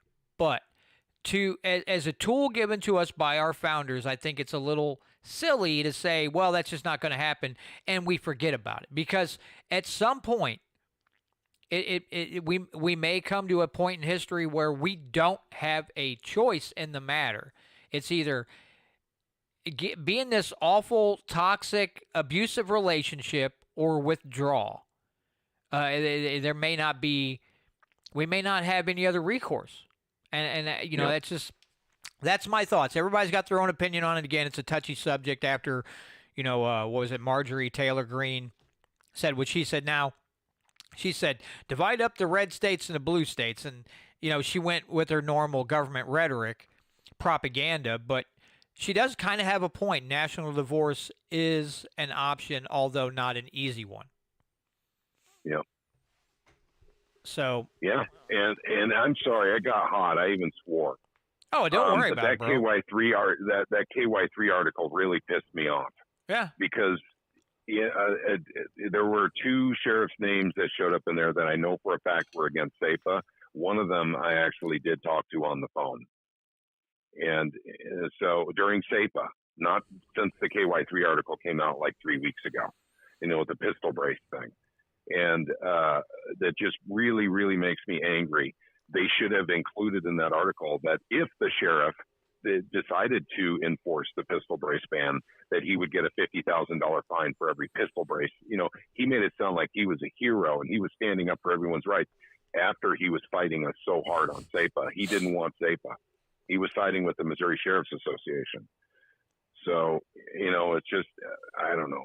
But this is the thing. SEPA was a very important legislation. It is working. And we're the only state that has an enforcement mechanism. Now, there are some other states like Montana that do not have an enforcement mechanism, but there's enough sheriffs in Montana saying they will not enforce the pistol brace ban, that they're pretty sure that it's not going to be enforced in Montana either. Good for them. Yeah. Seriously, good for them, because they don't have the enforcement mechanism like we do. So it's working there, even though they don't have the enforcement mechanism, which is great. And by the way, that was a fear of mine, is that these states would not be able to get SEPA done properly without that enforcement mechanism. But what it means is you have enough constitutional sheriffs in office in Montana, or at least enough with influence, that they're able to actually make sure that they keep the state constitutional. And taking away guns is a big part of their plan. It's critical for them to take away guns, because for what they're attempting to do, switch us over to a communistic or a totalitarian style of government in the United States, they have to take away guns. You can't have people with guns if you're going to have that type of government. Just imagine, if you will, John, Europe having guns, totally legal to own guns. And you see the uprisings that have gone up in Europe since, COVID. I don't think that their history, the last 3 years of their history would have been as clean, because they're putting farmers out of business on purpose. I mean, they're making it impossible for people to make money farming. And what they're doing is I don't know if the proper terminology for it, because it's not to do with a death in the family and then a death tax, and that's usually how they used to get farms here in America and give more to corporations. But they're just making it so, because of the regulation with the EU, it's nearly impossible for farmers to make money anymore. Yet they need food in Europe. Believe it or not, I mean, as much as, we have to have food to survive in America, it's the same for Europeans as well. But they're literally killing off the lifeblood of farming in Europe in an alarming rate. And they're letting that land rest when they take it away from the farmers, like Bill Gates is doing here in America. We have a manufactured food crisis. This is what we call artificial scarcity, and the government is doing it. My God, if anyone has any reason at all to understand, the federal government is way out of bounds right now. I mean, we're not talking about constitutionally out of bounds or morally out of bounds, but they're literally creating food inflation on purpose. They're literally doing it on purpose, and then not to mention, we could go into oil, how we're not drilling anywhere near as much oil as we used to. And it's not because we're out and our oil wells have run dry in America. This is about forcing a narrative. This is about green energy, forcing us onto extremely expensive, inefficient, and certainly not powerful enough green energy to power the United States of America. I challenge anyone to find me a steel foundry anywhere in the world that is powered with solar panels and windmills, because you ain't going to find it. Them dare steel foundries don't exist. You're going to have coal-fired plants or nuclear to have a steel foundry. And I'm talking about an actual steel foundry, not a guy with a crucible in his backyard. So if you want to challenge me on that, just remember that. So, I mean, I don't know what else to say about that. Manufactured crises, right and left, done by governments. And it's not just our government, the European governments are doing it too. It's the Western governments of the world. They're cannibalizing their people with inflation, with high taxes, with less freedom. And now they're starting to, make the food supply scarce. And we can't go into the last 3 years on YouTube in any great detail because that is strike material. You'll get a strike for that. But the particular shots that they were giving people, they're trying to incorporate that technology into all vaccines now. And they're actually figuring out how to get mRNA into the food supply by injecting chickens. By the way, that story is very recent. They're starting to do that now. They're injecting chickens with mRNA vaccines.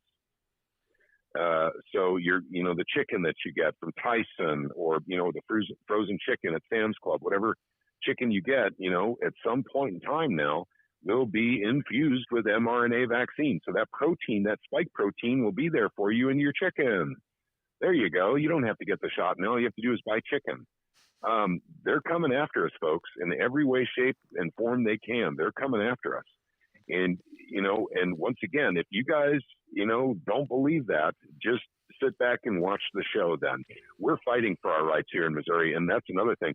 We are not going to be contained by digital wallets in the state of Missouri. We're fighting for gold and silver. That's a viable option to that. That will give people a little bit of freedom for anonymous transactions, and also not just anonymous, but freedom to spend your money on whatever you want. It's your money. You made it. For the government to come in and tell you whether or not you can buy, you can't buy a pizza at Pizza Hut. We've been on your social media account. You've been very, very, you've made derogatory statements about the federal government. I'm sorry, you're going to have to be punished. But it goes further than that. They can actually shut down your accessing your money. You're getting access to health care. And by the way, government should not be in health care. That should be a podcast all in itself, John. We should talk about that someday. What are the ramifications of government running healthcare? We've already seen it in, everything from England and Canada, but we're getting there very quickly here in the United States. And now we're starting to see the results. They're starting to talk about Medicare refusing people who have existing conditions. So Medicare, that's correct. You heard me correctly. That discussion is coming up. And it was inevitable because the government's broke. They're worse than broke. They're worse than bankrupt. They have way more debt than they can. It would take them 100 years to pay back this debt. I mean, we're not paying back the debt. Let's just put it that way. They're going to default somehow. And they can have an honest default or a dishonest default. But whatever default they want to take part in, I don't want to take part in it. I want silver and gold money. That's what I want.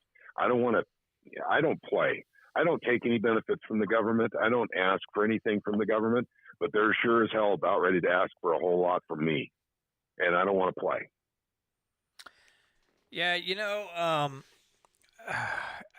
I remember several years ago, I think this was during my very first podcast that I ever did called, was it Re-Education Radio? This is going back at least a decade or better. I remember seeing an article from the World Health Organization. It was on the United Nations website that nutrients were toxins. And that was put on, that article was written by a quote-unquote doctor. Nutrients are toxins or toxic, however you want to say it. This is probably 12 years ago. And I'm thinking, anytime I go to the doctor, they ask me about, are you eating plenty of fruits and vegetables? What's your diet consist of, blah, blah, blah.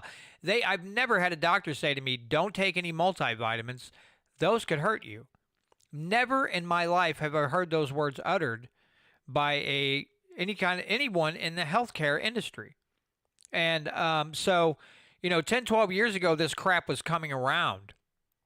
So, sometimes people think this is just put upon us in a heartbeat. And no, this has been a slow buildup for, at least a decade, probably 20 years, that they have been coming up with this nonsense. But good Lord, it's that's a majority of the problem too.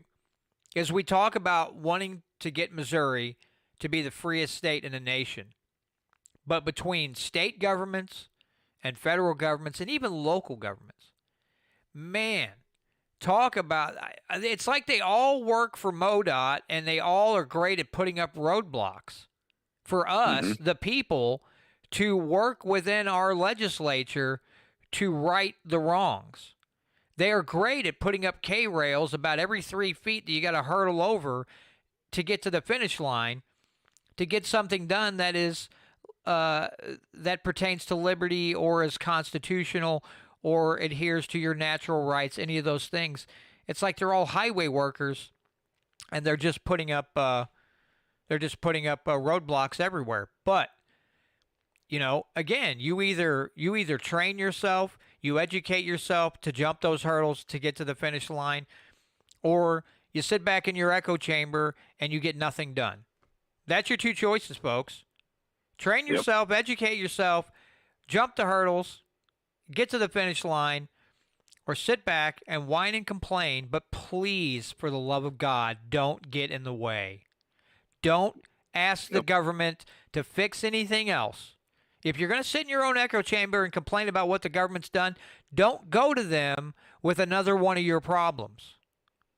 Because those of us don't who ask are them for working, money. those of us who are working to try to help you get more free along with us, you just make it harder for us to do our job. So just go cry in your echo chamber, but please don't call your local parasite and ask them to solve another problem for you that they created themselves. Because that's just idiotic. Yep. And that would be my message. I mean, it doesn't matter where you live in the United States. Forget the federal government. They're going to do what they're going to do anyway, and there's nothing you can do to affect it. And, and once again, if you're watching half an hour of news per night, on the national level for entertainment, I kind of get that.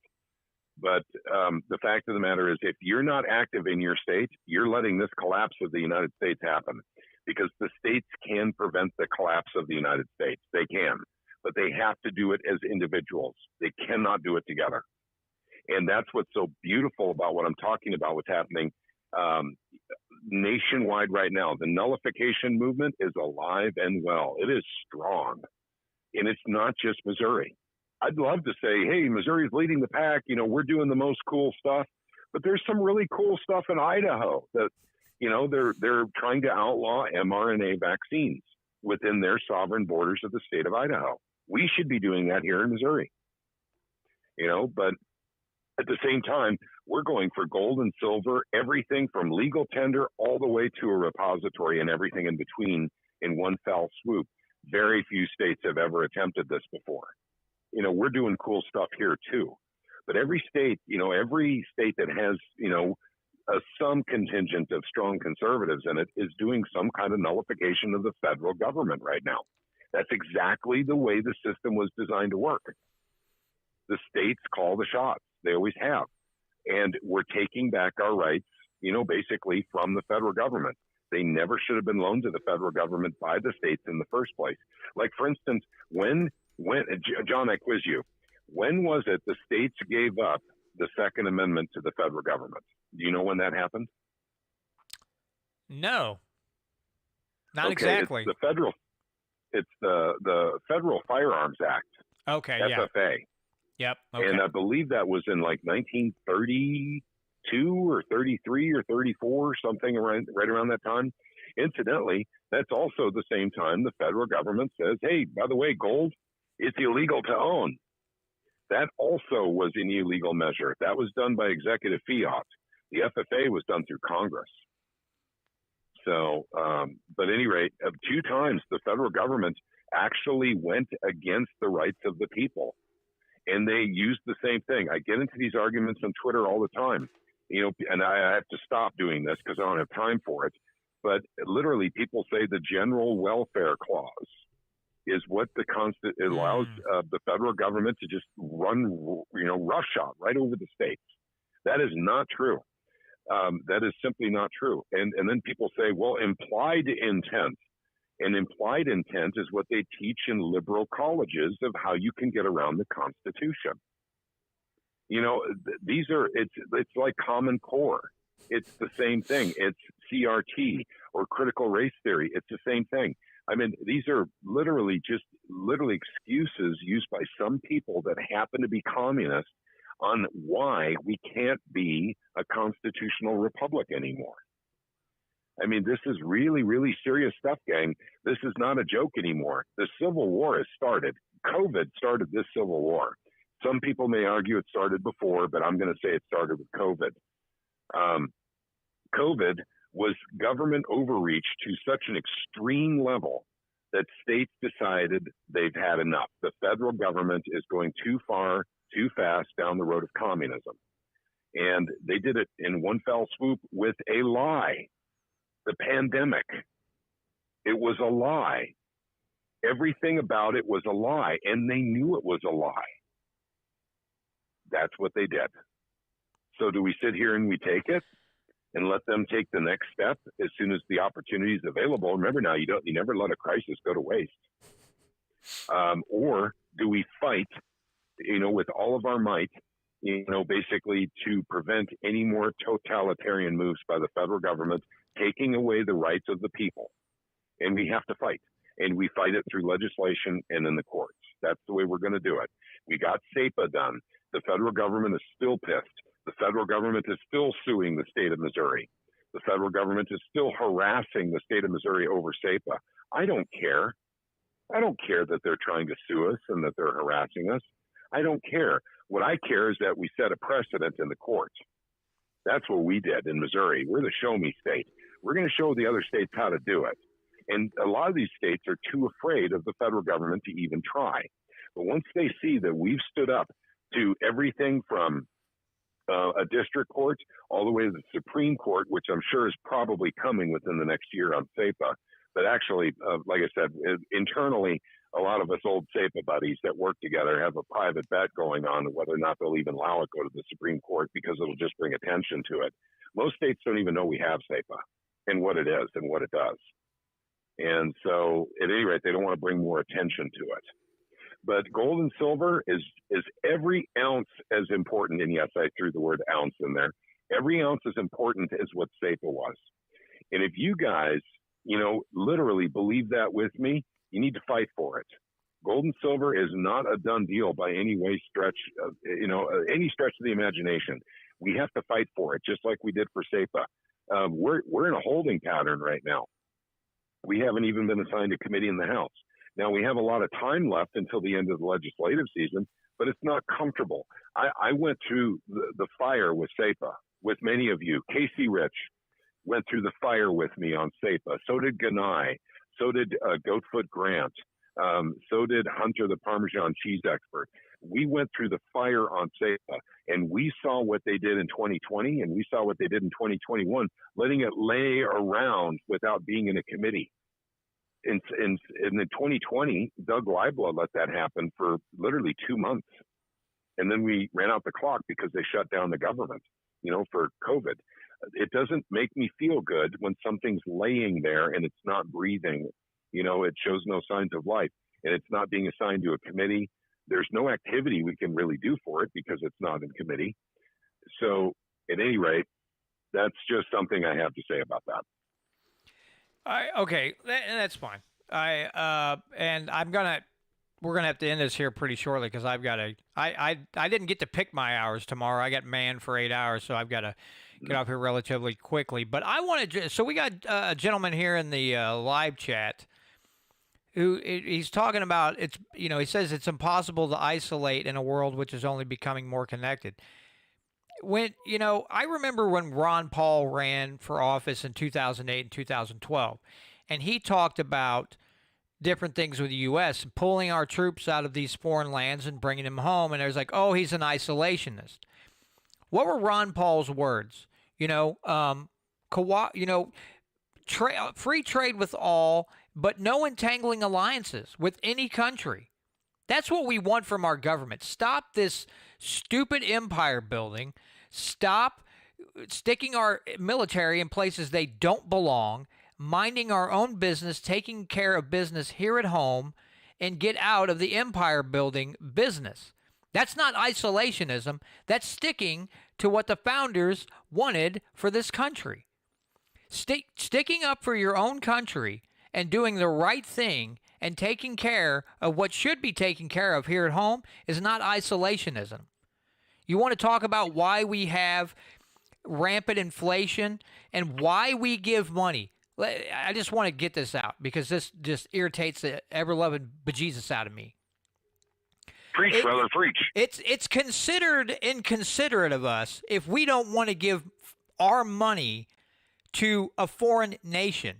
You tell me, whoever, I don't care who you are, you tell me that you can guarantee me that we send money to, it doesn't matter what country it is.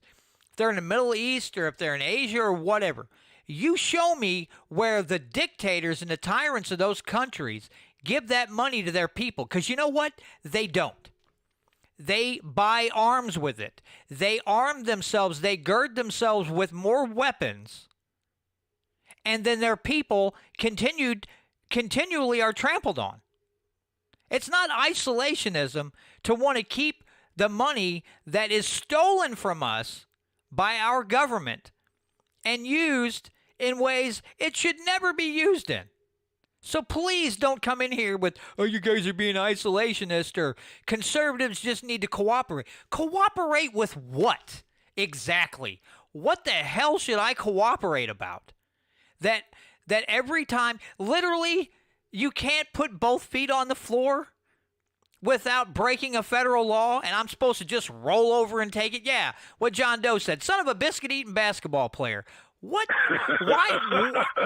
What on God's green earth would make me want to sit here and turn a blind eye to wannabe tyrants, wannabe idiots who think, for some reason, even though they're 1,500 miles away, they know how to live my life better than I do? Why would you want to listen to people who want to continuously tell you what decisions you can make, how to spend your money, how to think, how to talk, how to do all these things, and you think that's a good mental response that, yeah, that sounds like a great idea. I'm going to listen to someone who actually doesn't know me and give me advice. Again, several years, my first podcast, Illinois was wanting to beef up their seatbelt tickets for people in the back and up the fine or something. The state rep said, and I'm not paraphrasing, if we're not telling people how to run their lives, we're not doing our job. Now, why on God's green earth would you want to give those people the time of day, and why would I want to listen to anything that comes out of their ignorant mouths when apparently the only interest they have is dominating other people and virtue signaling that they're so much smarter than the rest of us, when they're a human being who were elected by the people in their districts. And then they want to get up and be put on a pedestal like some kind of god, and that I should bow down and worship them and listen to every word they say. Don't doubt it. Don't backtalk. Don't question me, or we'll scrub your YouTube channel, or we'll have you banned from social media. The Twitter files point that out. And I just want to live my life without being trampled on, without my my decisions being questioned by some bureaucrat, and somehow I'm an idiot and I should be cooperating more. What the hell has that got me so far? What's the inflation at now? It's in double digits. Did I do that? Did greedy corporations do that? No. The idiots that you probably worship did that by spending your money and printing trillions of dollars. In your name that you have to pay back. Yes, and if you have kids and grandkids, they're all saddled with that debt, mind you. But that's good, because the people that the other side supposedly represents, the downtrodden, the less fortunate people on fixed incomes, when they go to the grocery store, when they fill up their gas tank, yeah, you know what? They're taking it right in the old sphincter. That's it. I can't handle this type of mentality anymore, because I have 2 kids. One's out working, bought her own house. She's seen it just like everybody else, and I'm just supposed to go, well, government knows better than me. No, they freaking don't. People have got to start understanding the role of government and self-responsibility. Take control and take responsibility for your actions. And when you're allowed to make your own decisions that are less costly, maybe even free, because you don't have a middleman in there with his hand stuck out wanting a part of every transaction, maybe you'll keep more of your money. Maybe you'll be more prosperous. Maybe you'll be more happy. And by God, at the end of the day, when you take responsibility for yourself and you've got to make your own decisions, you're going to feel like a better human being, because you did it on your own and you didn't have to bow down to someone who wants to lord over every freaking minute of your life. Just be an adult. Yeah. Sorry, I went on such a long rant, but God bless America that gets me irritated. Yep. Son of a biscuit-eating basketball player. Yep, that's exactly right. And here's the deal. To any of you listening, the American government has abused the rights that were loaned to it, and it is now taking our rights away by force. We are Americans. We do not stand for that in this country. We have inalienable rights. And the government is saying, well, no, you don't. We've decided we're going to take them away from you because that doesn't serve our agenda. We're Americans. We're not going to stand for that. And our states are sovereign. So read your Constitution, read your state's Constitution, and understand that your state government and your federal government are out of bounds. It's time for the people to take those rights back. And we do them through legislation, and we do it through the courts. That's what we do. That's what the Missouri Freedom Initiative is all about. We are not a pick up your guns and shoot people group. We're not a militia. We are literally tired, and we're working on fixing the problems in the state of Missouri through legislation and through the court system to get our rights back. We're finished. We're done with the federal government. We don't even want to be associated with most of the federal government anymore, because most of it's totally unconstitutional and illegal. Yes, you heard me say that correctly. It's unconstitutional and illegal. So, basically, we're acknowledging that in the state of Missouri, and we're starting to take our rights back. And it's totally legal, 10th Amendment. We can take them back anytime we feel that they've abused the privilege of having our rights on loan. So we're taking them back. So we're doing what the Founding Fathers said we should do, and we're doing it in a way that doesn't require bloodshed. Yeah, and that's the important part, a peaceful resolution, because we get mixed up in crowds that would, let's have us a civil war. That's what the idiots in control want. We don't want a civil war. We want a peaceful resolution and we want to redress our grievances with our government as we were told to do by the founders. If you have any doubts, maybe you learned a lot of the history in school. Go grab a copy of The Politically Incorrect Guide to American History by Tom Martz. Or Tom Martz? Why did I say Tom?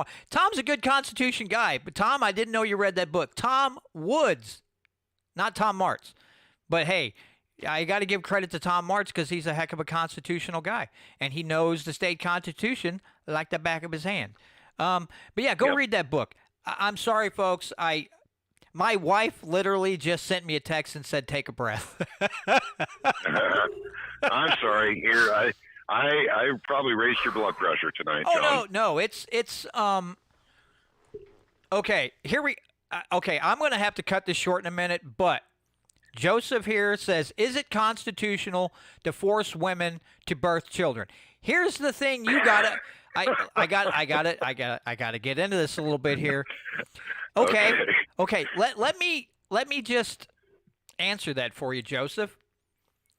So what you're saying is that if you're out there and you're irresponsible and you decide, I don't want to use birth control, but I want to just be as, have sex as much as I want and all these other things, and then I just don't want the kid because I was irresponsible, and I'm supposed to be okay with that. That's what I'm talking about, self-responsibility. Now, I will say this, and I know that Jesse Root has also talked about this as well. Here's something that I want to work on right here in the state of Missouri, and I think maybe Jesse and I may have to tag team up on this, because I do recognize, even though I don't like abortion, I do recognize it is way too costly and way too bureaucratic to to put the child up for adoption and for people to be able to afford to adopt a child that is unwanted by that parent. So we have to do better as pro-lifers and getting government out of adoptions so that we don't have this issue to where we don't want people having an abortion, but we also make it so dang expensive for them to adopt. So that's something we have to work on. But there's nothing in the Constitution about forcing women to birth children. I don't know where you heard that at. The thing is when we talk about liberty and freedom here on this show, and what Patrick talks about in the Missouri Freedom Initiative live streams, is that a part of liberty and freedom is self-responsibility. If you want to have sex with as many partners as you want and then don't expect kids to become of it, then that's just dumb. You're being irresponsible. And because you're being irresponsible, it should be on the taxpayer to take care of your irresponsibilities. That's ignorant. That's not the way it was set up. I don't know where they come up with this. Where do these people come with it? But that is not the agenda. We are not, there is nothing in the Constitution that says I have to give my money to a service that will get rid of a kid because you don't want it because you were irresponsible. Where's that in the Constitution? No, that was made up too. So please, for the love of God, just educate yourself. I don't want to beat up on you, but I'm also tired of the Constitution, natural rights, all these things being twisted to the whims of a bureaucrat or a politician because they want to pass something, so they have to make things up. The general welfare clause, man. I mean, they abuse it. God. And then they say implied intent of the Constitution because of clauses within the Constitution. And that's, and once again, abortion, the federal government has no right to touch that whatsoever, not even the Supreme Court. That's a states' rights issue. That is a 10th Amendment issue. It's in fact, some people argue 9th Amendment, and I wouldn't argue against that either. But the federal government has no rights in that jurisdiction, and so the states get to decide for the individual states, and basically that's what we do. And so if you want women to be able to have unfettered and unbridled, abortion services, have them go to Illinois, New York, California. Believe me. In fact, in California, the way their law is written, they can abort a child up to 7 days after it's born. So if you like that sort of thing, go live in California. Don't ask Missouri, where the vast majority of Missourians do not want women to use abortion for birth control, to use abortion for birth control. This is what the people of the state want. To try to convince us otherwise is like trying to take away religion from the Bible Belt, to take away the values that people have been raised with for generations in this part of the country. In this part of the country, abortion is not popular. But you go to both coasts and it's quite popular. So if you're into abortion, if you want to have abortions, live on those sides of the country. You vote with your feet, my friend. That's what you do. So don't tell Missourians what to do about, we've already made our decision. And for you to simply say that we care more about quote unquote gun rights than we do about women's rights, women have all the rights here that men do. You know, if you want to say that it's a right for a woman to commit murder to an unborn child, that is their right, then you're not following the Constitution, because people have a right to life, liberty, and the pursuit of happiness. So it doesn't say anything about committing murder through abortion, through an unwanted pregnancy. John is absolutely right. Freedom is a coin.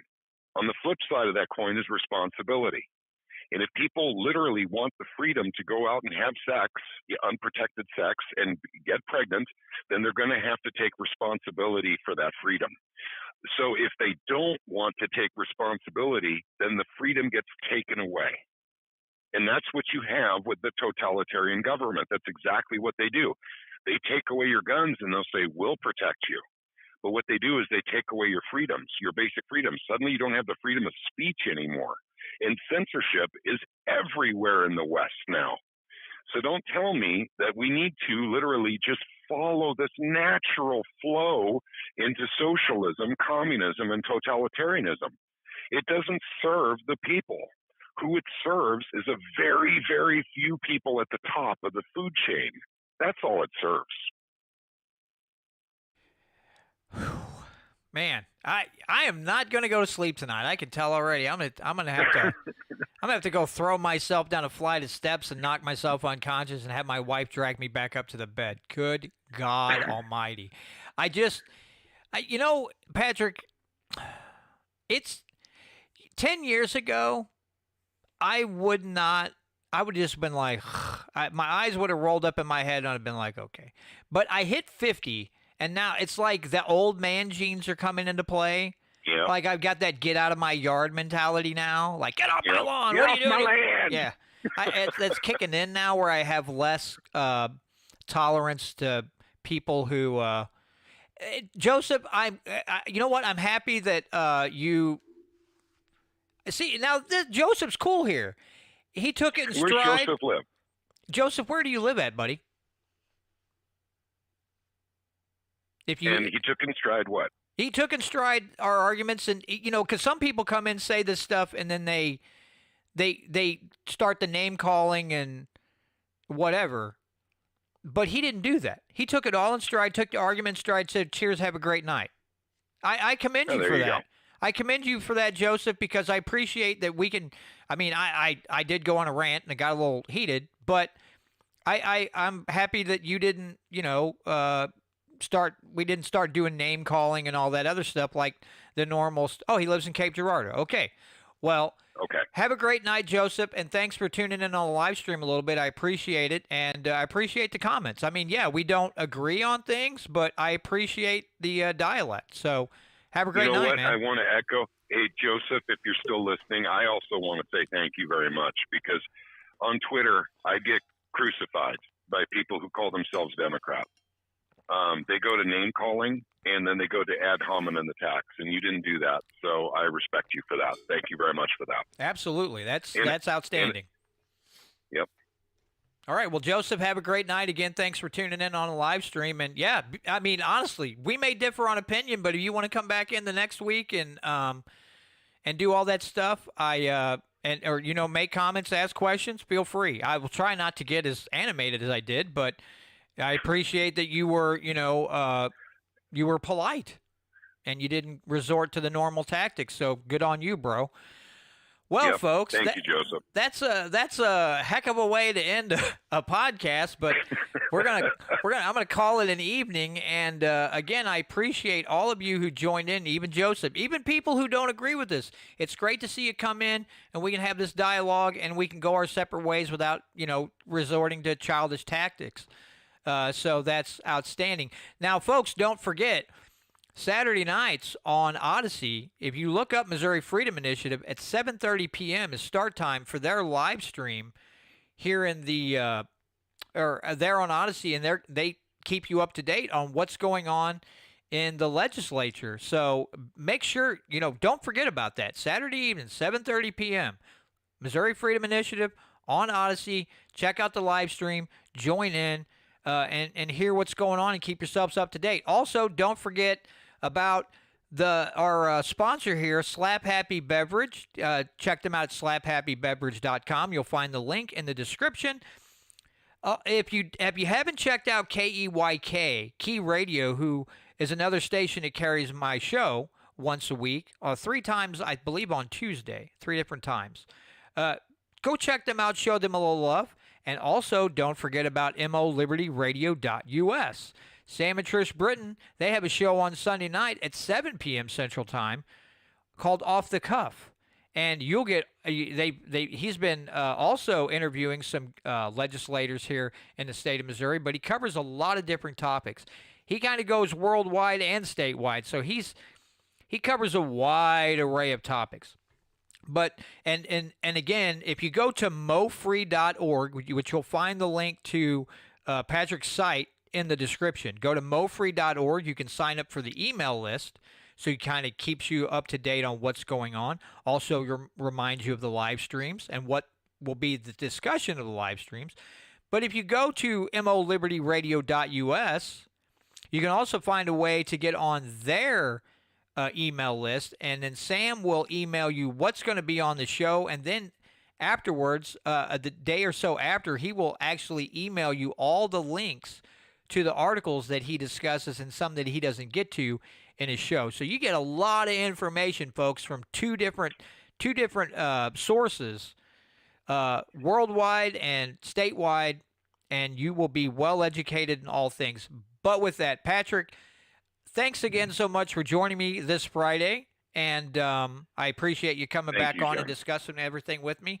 And folks, that's going to do it. Next week again, Maisie Boyd will be joining me for an interview, and I have not spoken to her yet. I haven't even got a chance to really talk to her yet, so this should be an interesting show next week. So again, I bid you farewell. Have a great evening, everyone, and we'll see you next week. Unless I come up with some topic offhand and I decide to do another short stream during the week because I'm trying to put out more content.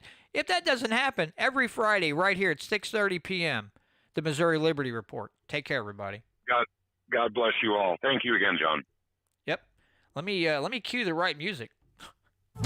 Want more freedom? It starts with you. Join us next week on the Missouri Liberty Report and find out how you can get involved to take back your state.